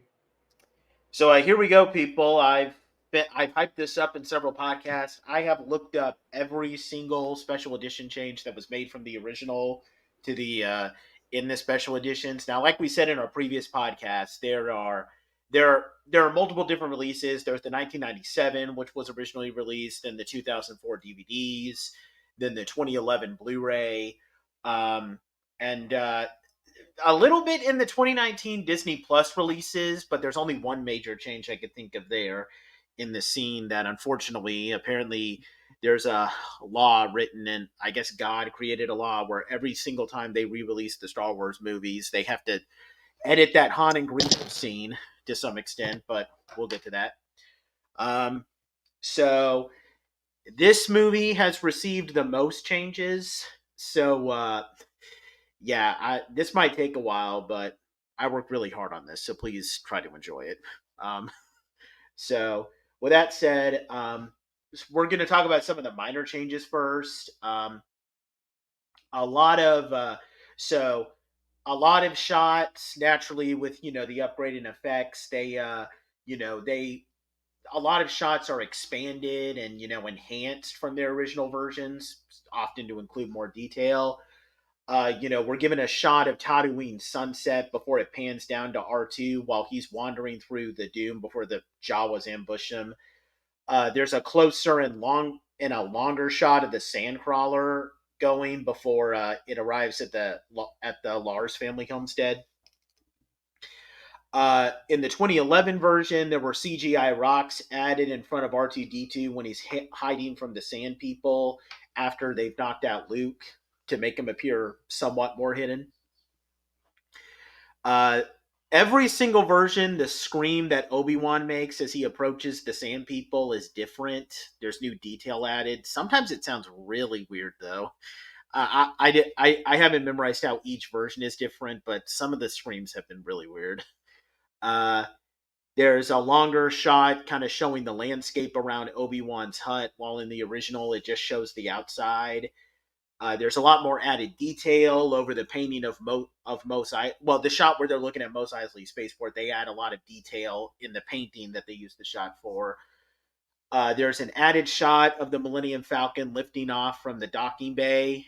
In the original, it just cuts immediately to just it taking off into the sky, and that shot was also changed to be a bit more digital. There's a shockwave added to the explosion as Alderaan is destroyed. There's more detail enhancing the detention cell corridor on the Death Star. During the scene where Luke is training with his lightsaber on the Falcon, the original cut, the entire scene, his lightsaber just has a colorless glow. In the 2004 version, the lightsaber has a bit of a slight green tint to it, but thankfully in the 2011 version, they fixed it to blue. At least in the opening shot, because all remaining shots have the same consistent, like whitish greenish tint to it. Riz mentioned that the lightsaber effects weren't as great. By the 2011 version, they've heavily modified all the lightsaber shots. They have more vibrant blades with well-defined cores. There was actually a lot of shots in the original where during Obi-Wan's duel with Vader, the effects weren't added to the prop sticks. It looks really awkward, but thankfully by the 2011 version, they've fixed it. I'm glad. Okay, so maybe not glad, but I'm amused that I said what I said now because that made me realize I've spent so much time, Nate, over the last 2, 3 months working on digitizing A New Hope onto my computer just so I don't lose the VHS copy to degradation over time. Yep. That I forgot that they updated the lightsabers at all in the Yeah. movie because I haven't seen the Disney Plus version or the 2011 Blu-ray version in a very long time now. Yeah. So, yeah, that's really funny to me at least. Yep. There are several shots of Imperial officers being shot. They're altered because they don't want the blaster wounds to be as prominent, so they're obscured with smoke. The shot of the Dianaga that attacks Luke, in the shot where it peters out of the garbage at them out of the water, special editions have the eye blink. In the original version, when Obi-Wan is shutting down the tractor beam terminal, the shot of the power going down, in the original version, the text was English, just saying tractor beam power, but starting with the 1997 edition and all other editions, it was replaced with the native Star Wars language, Orabesh. That's what it's called. This is this is one of my favorite changes. I mentioned this in our other podcast. In the original, when they're trying to escape, Han chases a squad of stormtroopers down a hallway, only to be surprised when the 5 stormtroopers turn around and at the end and start chasing after him. In the special editions, it is instead digitally altered to where he chases them into a hangar filled with like thousands of stormtroopers and starts screaming, which I loved that change because I never got the scene in the original. Like, it's almost like the stormtrooper, it just doesn't make sense. Like, where the stormtroopers just running down the hallway and then thinking, wait a minute, we outnumbered this guy 5-1. Why are we running from him? And then they turn around and then go after him. Like, Okay, this is a bad joke, so bear with me. But they're channeling the battle droids from before, and I can only imagine them thinking to themselves, wait a sec, what are we doing? Roger, Roger, Roger, Roger, Roger, Roger. I could totally see that. I like that. That's just where my brain went when you started talking about it. It's like, just me imagining the battle droids doing this exact scene of like, wait a sec, we outnumber them. Exactly. Attack! Roger, Roger, Roger, Roger. Yep. The echo effect in the Death Star hallway while Luke and Leia are trying to make it across a gap, it's enhanced. Weirdly enough, in only the 1997 version, the sound effects of Leia's blaster rifle, they've been changed to sound like a shotgun, but they've been changed back to the original as of the 2004 release. Um, there's there are multiple digital shots added at Yavin. Like, for example, the scene where the Millennium Falcon arrives at Yavin 4. It's barely in the shot. Like, you can just barely see it, almost as if, like, the guy who's scanning it on the gun is, like, scanning at it from a great distance. But in the special edition, it's been added to the shot. The shot of the Rebel fighters taking off is also enhanced. You can just barely see them. Like, you have to squint to see it in the original because they're like in the background. But like in the new shot, they've been digitally added to where there's like tens of fighters taking off. There's more digital shots that are made of the fighters when they approach the Death Star. a lot of digital shots added throughout. And also when Luke is being pursued by that one TIE fighter that Wedge later shoots down. In the original, the fighter's just chasing him, but in the special editions, they've added some laser blasts. And also to wrap up these minor changes, there's a shockwave added when the Death Star explodes. I gotta say, kind of not having seen the Shockwave, in a while, Yeah, it was kind of jarring watching the original cut where there is no Shockwave. I was like, wait, there's a Shockwave here. Where is it? right. Yeah, What have you so, done, Lucas? yeah, I'm glad they added that one. No, that was a good change. I think that was one thing that I'm happy they added. Yep. All right, here's some minor dialogue changes. There's only a handful here, but when the Sandcrawler arrives at the Lars family homestead, C-3PO says, "We've stopped," before he bangs R2 and tells him to wake up. That wasn't in the original.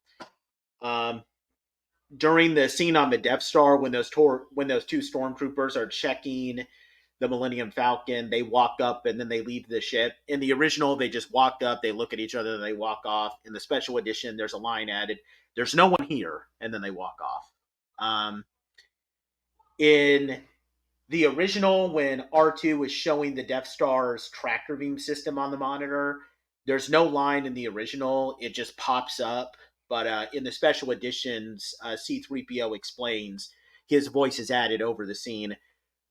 Quote, "The tractor beam is coupled to the main reactor in 7 locations. A power loss at one of the terminals will allow the ships to leave," unquote. Here is one of my... Go ahead. I was just going to say, can you imagine being Anthony Daniel, like 15, 20 years later, being approached by Lucas to say, "Hey, so remember that movie I had you do back in 1977? Uh-huh. Can you record this one line for me?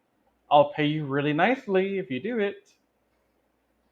Like, could you That just would be imagine if that's insane. what happened? Because I don't know if this like stock footage they didn't use, or if he literally went to Anthony Daniel. He's like, "Hey, here's some money, do it." Yeah. Here is one of my favorite changes. This makes me laugh whenever I think about it. There's a scene where Han and Chewie are fleeing from the stormtroopers. So in the original, they just run, and then they jump through the blast door as it closes, and then the stormtrooper says, "Open the blast door! Open the blast doors! Open the blast doors!" Well, in the special editions, they add a line of one of the stormtroopers saying, "Close the blast doors." I just love that change because it makes it so much more humorous. Like in the original, it's just, "Hey, could you open the doors?" But here it's like the same guy saying, "Quick, close the blast doors." No, wait, open it. Like, That's pretty great. yeah, I love that change.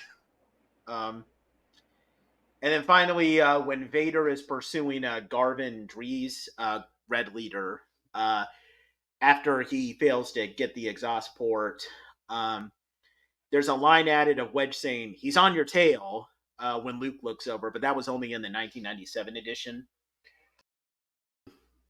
So now let's take a look at some of these major changes. Trigger warning for some people, because there's a lot of changes here that are very infamous among fans, so you've been warned. There's new shots added of the Sand Troopers when they arrive on Tatooine. There's a lot of them mounting new CGI dewbacks. Some of the more infamous ones is there's new CGI added to Luke, Obi-Wan, and the droids when they arrive in Mos Eisley. The shots are heavy with CGI creatures, and some shots from the original are also altered to feature CGI creatures and droids, like the scene where these aren't the droids you're looking for. There's some CGI droids in the background. Here's one change that some people hate, and I kind of agree. So in the Mos Eisley Cantina, there's one of the patrons. The character's name is Locke Shivarak. He has a wolf-like appearance. I don't know if he's a Sargarian. Those are aliens that they establish in the Clone Wars. But he's a very wolf-like appearance. He's called the Wolf Man. there's two shots of him. There's one that just shows him, drinking, and that's been replaced with a pipe smoking lizard alien creature. And then the other shows him like being facing off with like this worm villain, and he's replaced with a tusk alien. I I hate that they I cut out the Wolfman. I don't understand why they would. Okay, so I understand some of the scenes we've talked about so far. Like, I completely agree with updating the lightsabers. Um, Doing that scene with C-3PO explaining the tractor beam, those kinds of things make sense. The humoristic with Han and Chewie with the stormtroopers also, I can get behind. But why change the alien in the cantina? What is the rationale there? Like, I don't understand why they would do that. Yeah, honestly, I always preferred the Wolfman thing because like when I was watching it as a kid, like I feel like the cantina is supposed to be like I mean, it's like what Obi-Wan says. It's supposed to be like a wretched hive of scum and villainy. Like the pipe smoking lizard creature just looks like some average dude, but like the Wolfman guy looks genuinely intimidating, like the kind of place where, like, yeah, this is a place where there's some villainous creatures. Like, I don't want to walk up to that Wolfman because that's a very intimidating looking shot of him, if you know what I mean.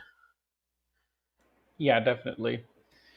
Um, Here's another scene which, for some reason, they add in the special editions, even though it's weird because they keep the scene with Han and Greedo too.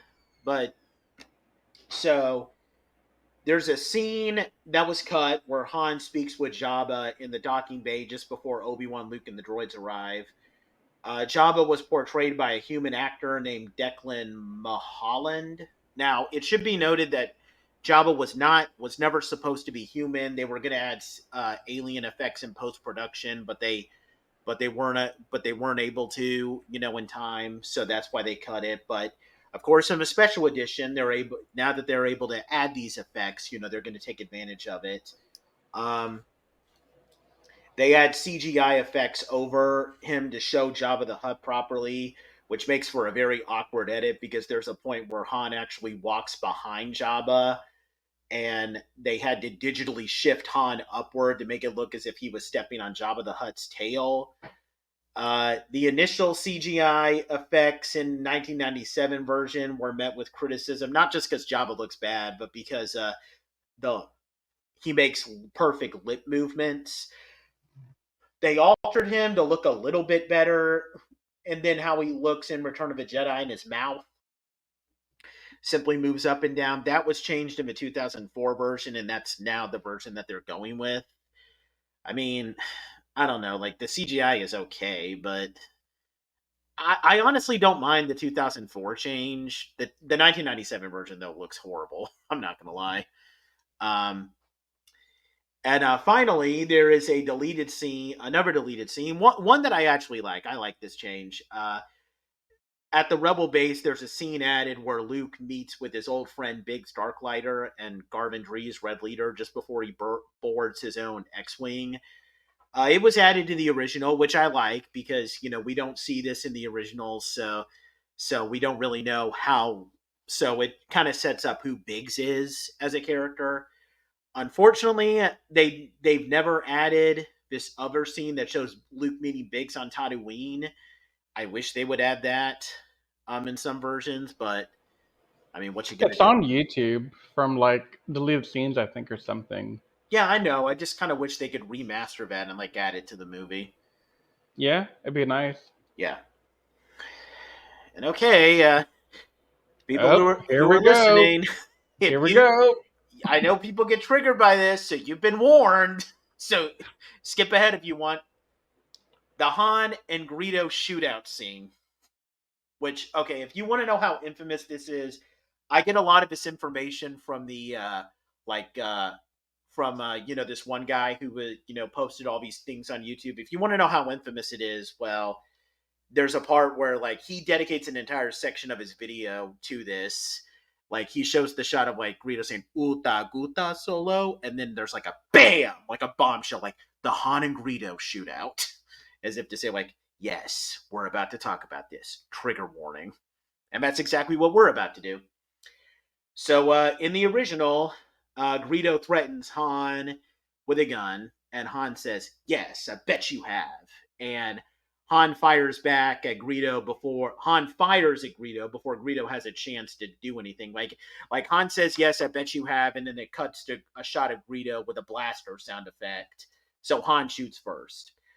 Well, apparently George Lucas didn't like that because he thought that Han looked immoral, even though he's supposed to, because he's a cowboy character. So, like, what, what, what were you thinking? Like, he's supposed to look immoral, dude. That's his character. He's an anti-hero. Like, I can't believe I'm explaining this to George Lucas in his own movie, but like, what? That always just annoyed me. But and see, this scene is triggering me now just talking about it. Like this thing brings up so much frustration here. But no, go ahead, Riz. You were gonna say something. Let the hate flow through you. Yes, yes, good. So in the 1997 version, after Han says yes, I bet you have, Greedo specifically shoots first. Like they show the shot. Greedo shoots first. Han's head is digitally shifted to dodge the shot before Han fires back. So Greedo specifically shoots first there. This was uh this received extreme criticism, which duh, of course it's going to receive criticism. So in the 2004 release, the two fire it's changed again to where the two fire at roughly the same time, although Greedo's is kind of a fraction of a second earlier. Uh, and then in the 2011 version, the scene is altered again, and they have like 10 frames cut from the scene to make it go by as fast as the original. But so they clearly both fire at the same time, but it's still kind of bad because you can see that Greedo still visibly fires his gun. And then finally in the Disney Plus version, there's after Han says, "Yes, I bet you have," Greedo says McClunkly, which is translated from Huttese to mean "this will be the end of you," and then they have the big shootout. Um, so yeah, that's that, and I feel frustrated just by talking about this because I normally don't get frustrated by it, but the more of it I think about, like, why George, like, again, you wanted Han to appear more moral. He's a cowboy. He's not supposed to be moral. Like, now, I used to think that people freaked out about that so much, but the more I think about this, that really does kind of frustrate me just thinking about it.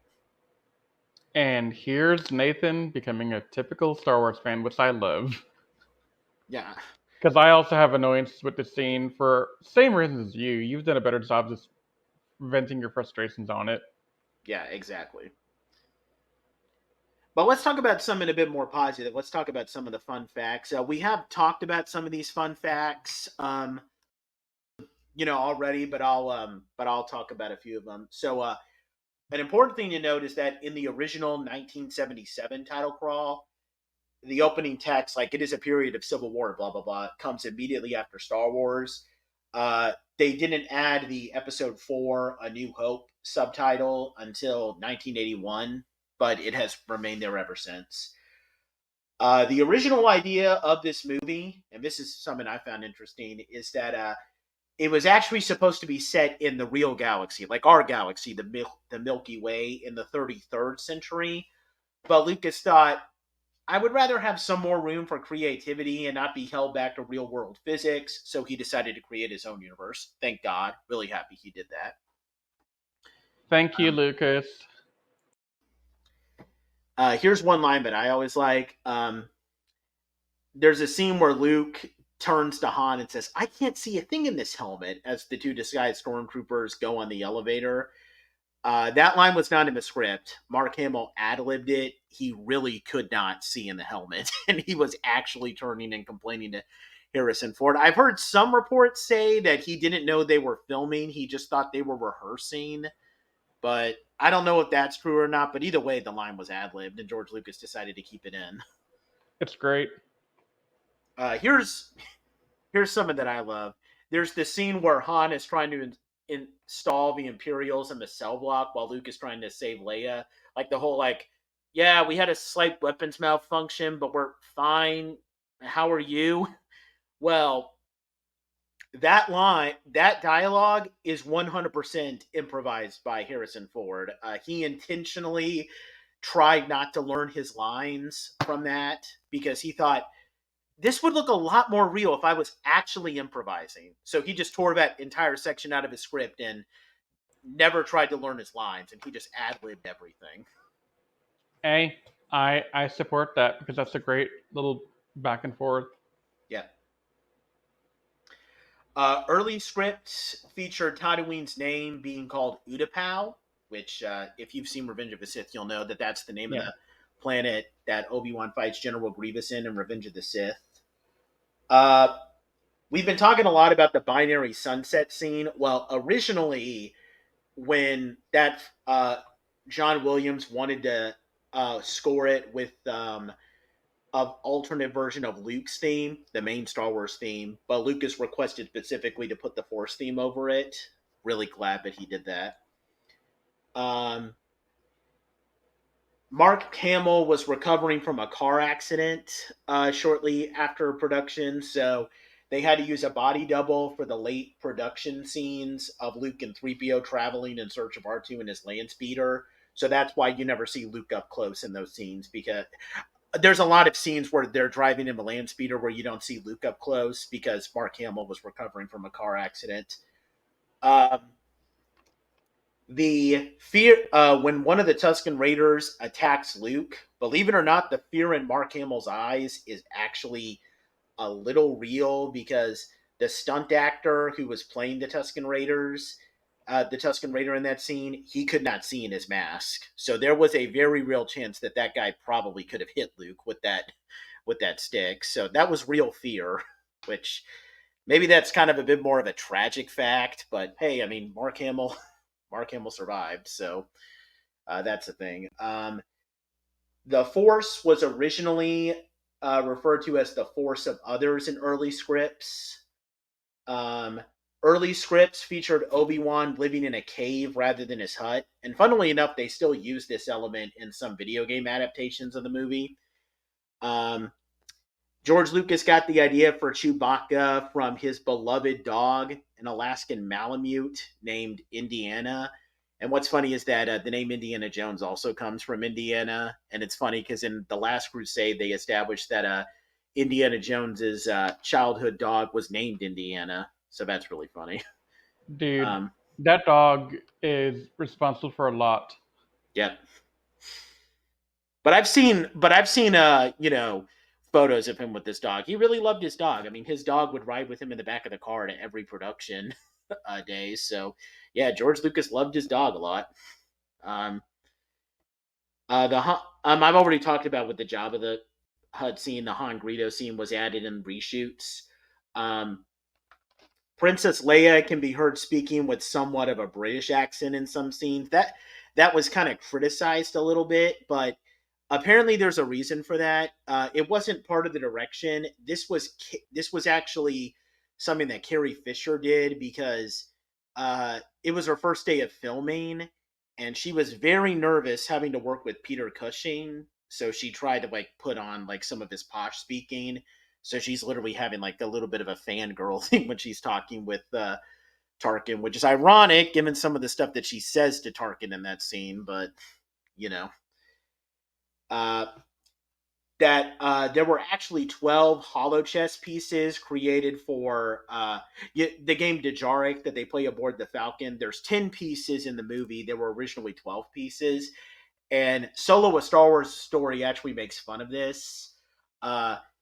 There are 12 during a scene where he's playing Dejarik in the movie, but Chewie accidentally breaks the projections for 2 of the pieces, so they're not allowed to be used anymore. I love that so much. We, of course, all know the iconic line from every Star Wars movie, "I have a bad feeling about this."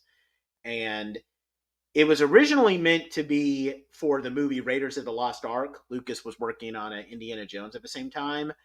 But Lucas thought it doesn't make much sense for Indiana Jones to say it because he's alone half the time, but there's a bunch of characters around each other, so I'm going to add this. I'm going to add this to Star Wars. And now it's basically said in every single Star Wars movie. I mean, it's like I don't know. Like, you can't make a Star Wars movie without saying, I have a bad feeling about this. It's like making a Die Hard movie without saying, yippee ki yay, mother effer, if you know what I mean. Uh, Luke's line of cell block 1138, it was actually an ad lib. It was a reference to Lucas's very first film, THX 1138. Lucas told him not to do it, but then he decided to add it in anyway. Um, Leia's cell number 2187 is a reference from a 1963 film called 2187, which was a huge influence on George Lucas as a filmmaker. And that's also Finn's call number as a stormtrooper, FN 2187 in the sequel trilogy. So that's pretty cool. Mark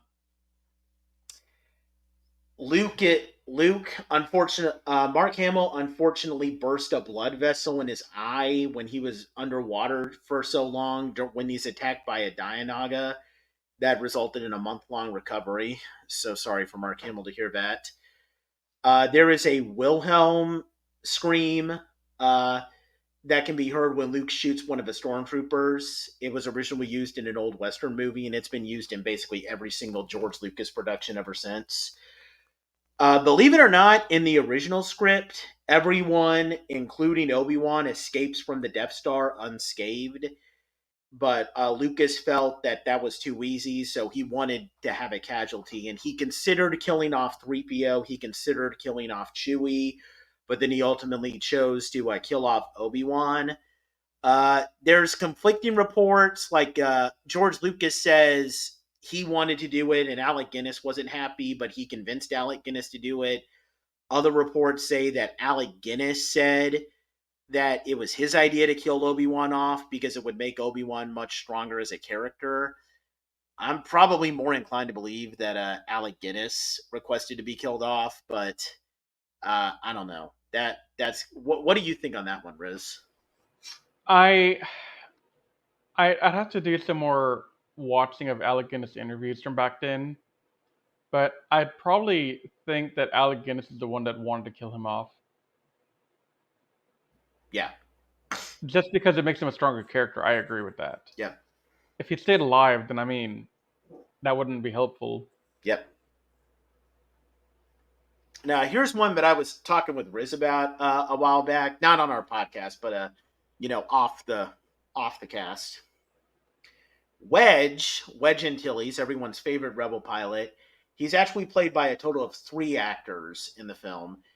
So there was an actor that was originally cast as him named Colin Higgins, and he appears as Wedge during the briefing scene. He's the pilot sitting next to Luke who says, "That's impossible, even for a computer." And that character is apparently identified as Wedge in like the script and all novelizations. But Higgins had trouble memorizing his lines because he was a TV actor and was expecting them to rehearse things a lot more often. So he got fired, even though they left the scene that he did complete, in. And he got replaced by the actor that he originally beat out, Dennis Lawson, who, fun fact, is the uncle of the actor who plays young Obi-Wan Kenobi, Ewan McGregor. And Lawson would play Wedge in all of the remaining films. But it doesn't really matter because both of them have their voices dubbed over by the same actor voices Wedge. Even they're dubbed over by an actor named David Ankrum, who Riz Ankrum. met. Yeah, Yeah. who Riz met, and who hopefully we're trying to get him to be interviewed on the cast at some point. David Ankrum made a deal with me that he's down to do the interview, and in return, I invite him and his wife down to Houston to go see the Space Center at NASA together with me and get like a tour of the facility. Oh, that would be awesome. And I told him, dude, that would be my honor. That's not like any trouble to me whatsoever. Yep. So, yeah. Yeah, he seems like a cool guy. That personalized autograph photo that he gave to you was really cool. Dude, it's such a great autograph. I love it. Yeah. Here's the funny thing, though. In the book, From a Certain Point of View, one of the short stories, they actually retcon Higgins' character, so Higgins' version of Wedge, as being a completely new character. His name is Cole Tackbright.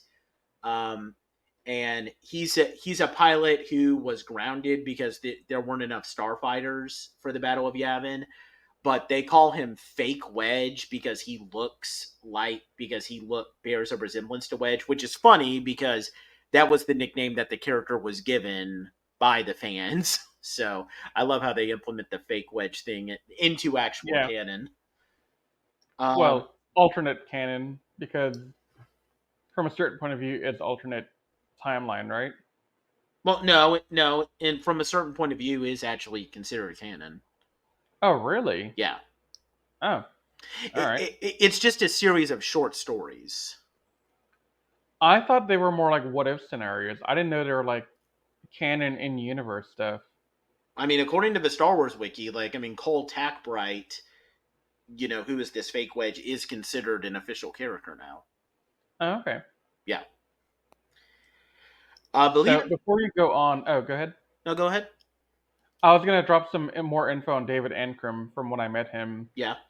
So you might be thinking, well, why did we need David Ankrum to even voice over Colin Higgins or Dennis Lawson or anyone for that matter? And the reason is most of the pilots that they had hired were from like, I'm gonna get this wrong, but either Scotland or Ireland or one of those islands up there. And they didn't want those accents to be heard in the movie, so they hired these voice actors like David Ankrum to come in and voice over it. Oh, that's cool. Yeah. Uh, Sorry, carry on. no, it's cool. Believe it or not, in the original script, the Battle of Yavin involved the rebellion attacking the Death Star on their own. But in post production, they decided to change it to where the Death Star is attacking Yavin because they wanted to add some urgency to the scene. And speaking of which, and this is the last fun fact.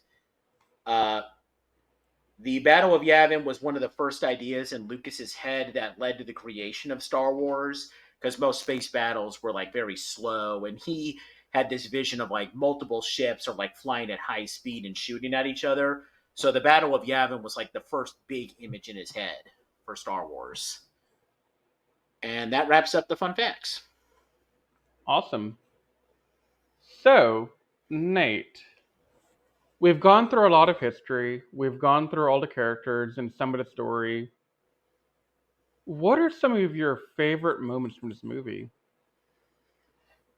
Well, I do love the Tie Fighter attack, and of course I love the Battle of Yavin. I would probably say that like the Battle of Gavin, where just the build up to where where Luke shoot is able to hit the exhaust port, and the build up just before it explodes is great, and I love the score at the end during the award ceremony. But yeah, my favorite part Mhm. would probably have to be the Battle of Yavin because, I mean, the lightsaber duel. I mean, it's good for the time, but it's not as interesting to watch. I mean, obviously, it was mind blowing to watch when you watch it at the time, but Yeah, yeah, I think the space battles are much more fun to watch for this movie in particular. yeah. So for me, I shared a Battle of Yavin with you on that, but also for me, the scene early on in the movie when R2D2 and C3PO are bantering about the recording, and 3PO is kind of berating R2 for why he didn't want to play the message to Luke, and he said, "That's not my owner. Obi-Wan Kenobi's my owner," and C3PO is like, "What?" That little interaction is amusing to me because R2D2 has so much sass, and I love it. Yeah, He is a amazing little feral creature.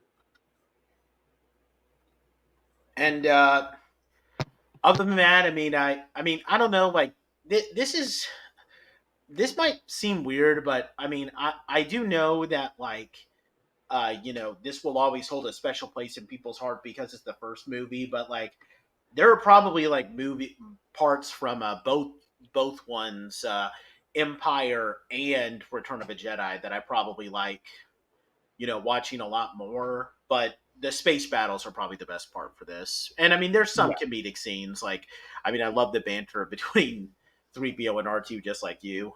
Uh, yeah.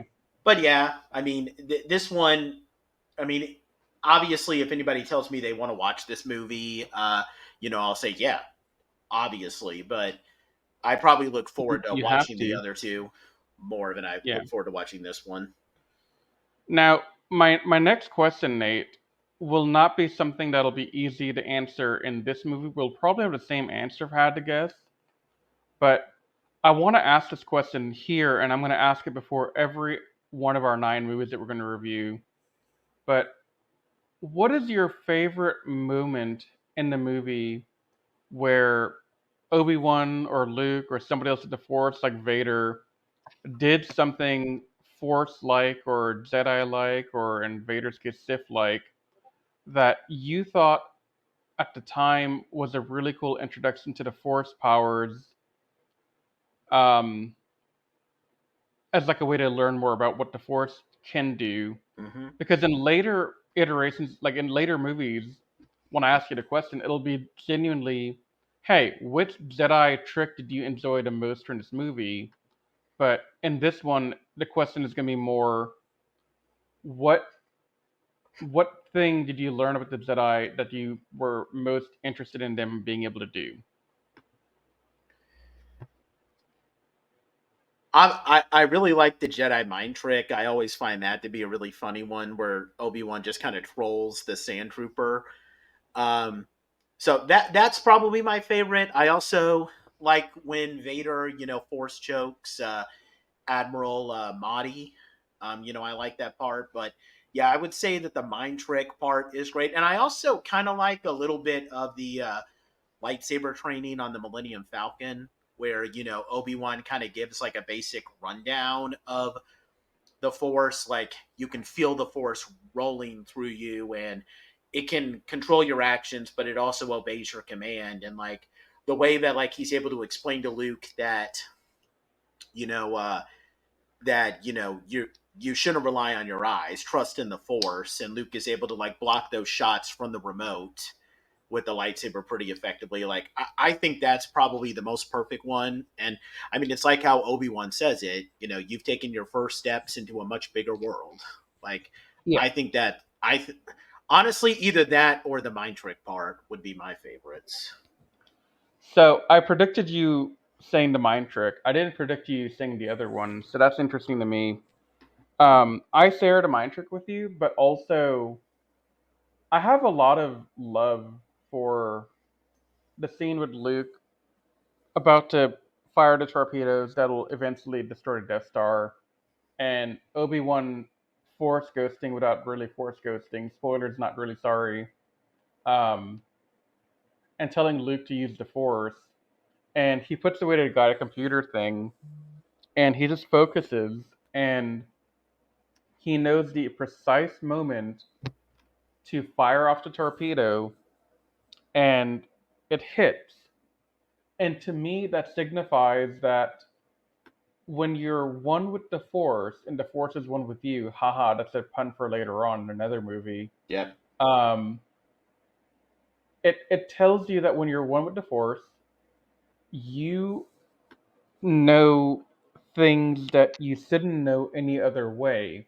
Like the thought Luke made, if you sat down and tried to work out the math, and even in that universe, forget our universe, because the math in our universe wouldn't make any sense. But in their universe, it's probably very difficult in a one in a million or maybe 1 in a billion chance of even happening.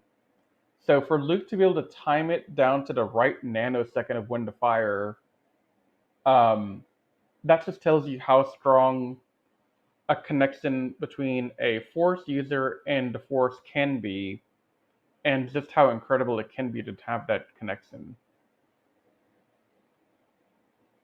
Yeah. Yeah.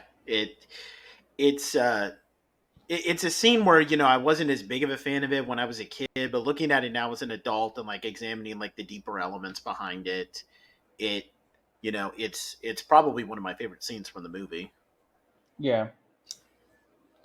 So before we get to our movie ranking, is there anything that, while we're talking about the podcast, like going through this entire journey with episode 4, that you felt, oh crap, I should have probably talked about this a little bit more, or hey, here's another topic I'd like to talk about before we get to the ranking and closing thoughts?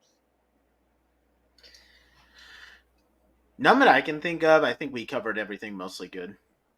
Okay.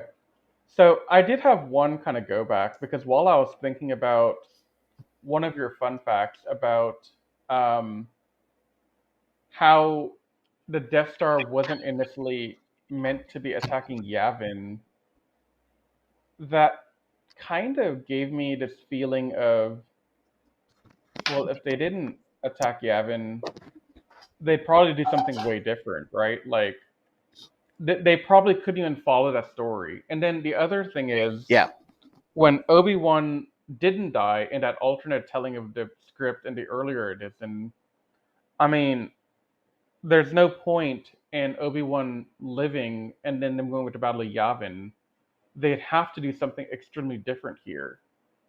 And I, one of the things I kind of, for the first time, thought when I was watching this movie 2-3 nights ago before this podcast was the transition from them escaping the Death Star, getting to Yavin, and then going into battle.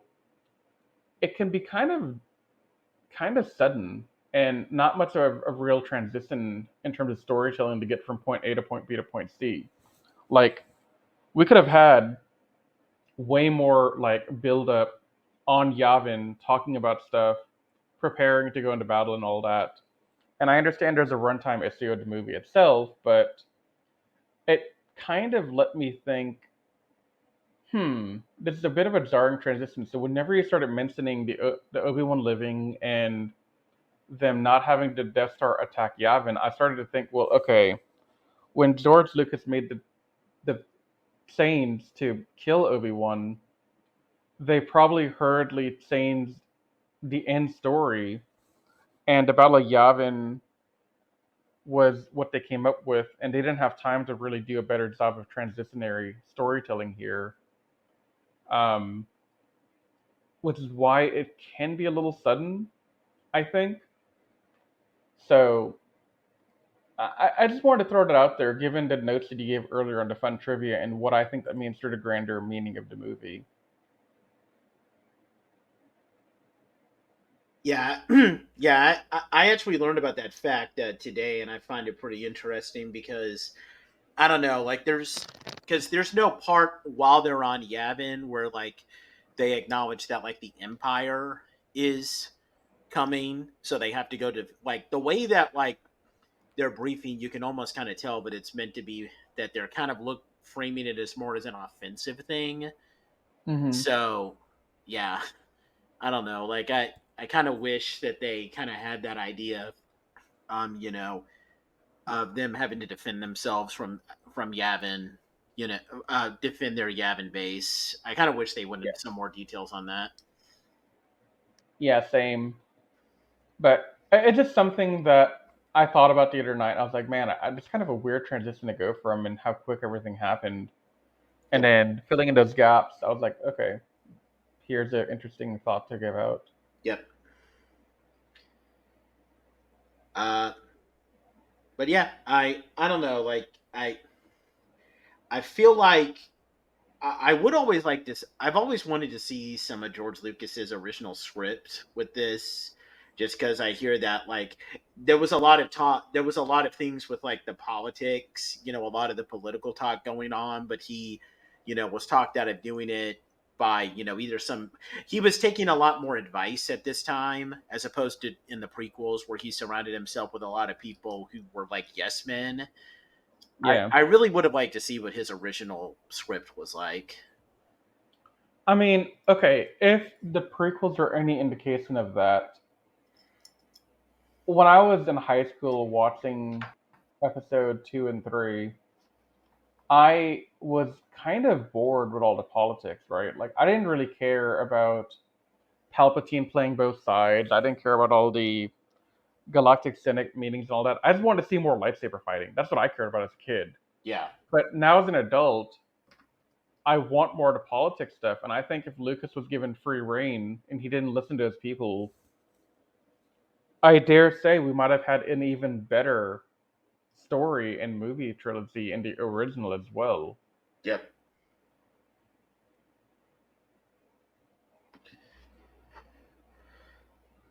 But yeah, there was no other further stuff I wanted to talk about. No, I'm good. Uh, do we? So I guess we want to move into our ranking and closing thoughts. Yep. Start us off. For this one, I'm still gonna put this in the eight. If I'm doing this on like a tier ranking, because that's how we wanted to do it. Yeah. I would put this one in an A tier. In all honesty, it's not S tier in my opinion because, but I would still. I mean, truth be told, the more I think about this, I would probably say that like this is the one of the original trilogy that I might not that I might like the least. Which I mean, I'm still putting it as an A tier. It's still a fun movie. You know, it's I kind of look at it more like I don't know. I'm kind of a weird person where like everyone always talks about this movie in the same way that like everyone talks about like the first Indiana Jones movie. Like they call those movies like perfect and there's no issues. I I see what they're saying, but those movies don't do it as much for me. But there is an Indiana Jones movie that does that for me, and there's a Star Wars movie that does it for me as well. If someone were to tell me, "Hey, let's watch Star Wars Episode 4: A New Hope," I'd be like, "Hell yeah, let's do it, man!" But I, but it doesn't blow me away as much as it does for some other people because that's going to be what its sequel does. But we'll talk about that when we get to it. It's ultimately an A tier movie. It's still Yeah. great. I mean, it's fun to watch, if only just to admire like how like just the cinematography, which was mind blowing at the time. It's still a great movie, and there's a reason why so many people like. There's a reason why over 90% of the world's population have seen it. It's still a great Yeah. movie. So for me, before I get into my ranking, I do want to clarify for those in our podcast audience that may not know. The tier system means we have at the top of the tier the S tier, which means supreme or superior, and that's like your 95% and higher on like a numerical scale. Then you got the A tier. Um, you can kind of scale it down from there based on like school grades. So A, B, C, D, and then F. So those are the tiers that we have. And I'm putting this into A tier as well, Nate, for the same reasons as you, but also this movie is the foundation for everything. Yep.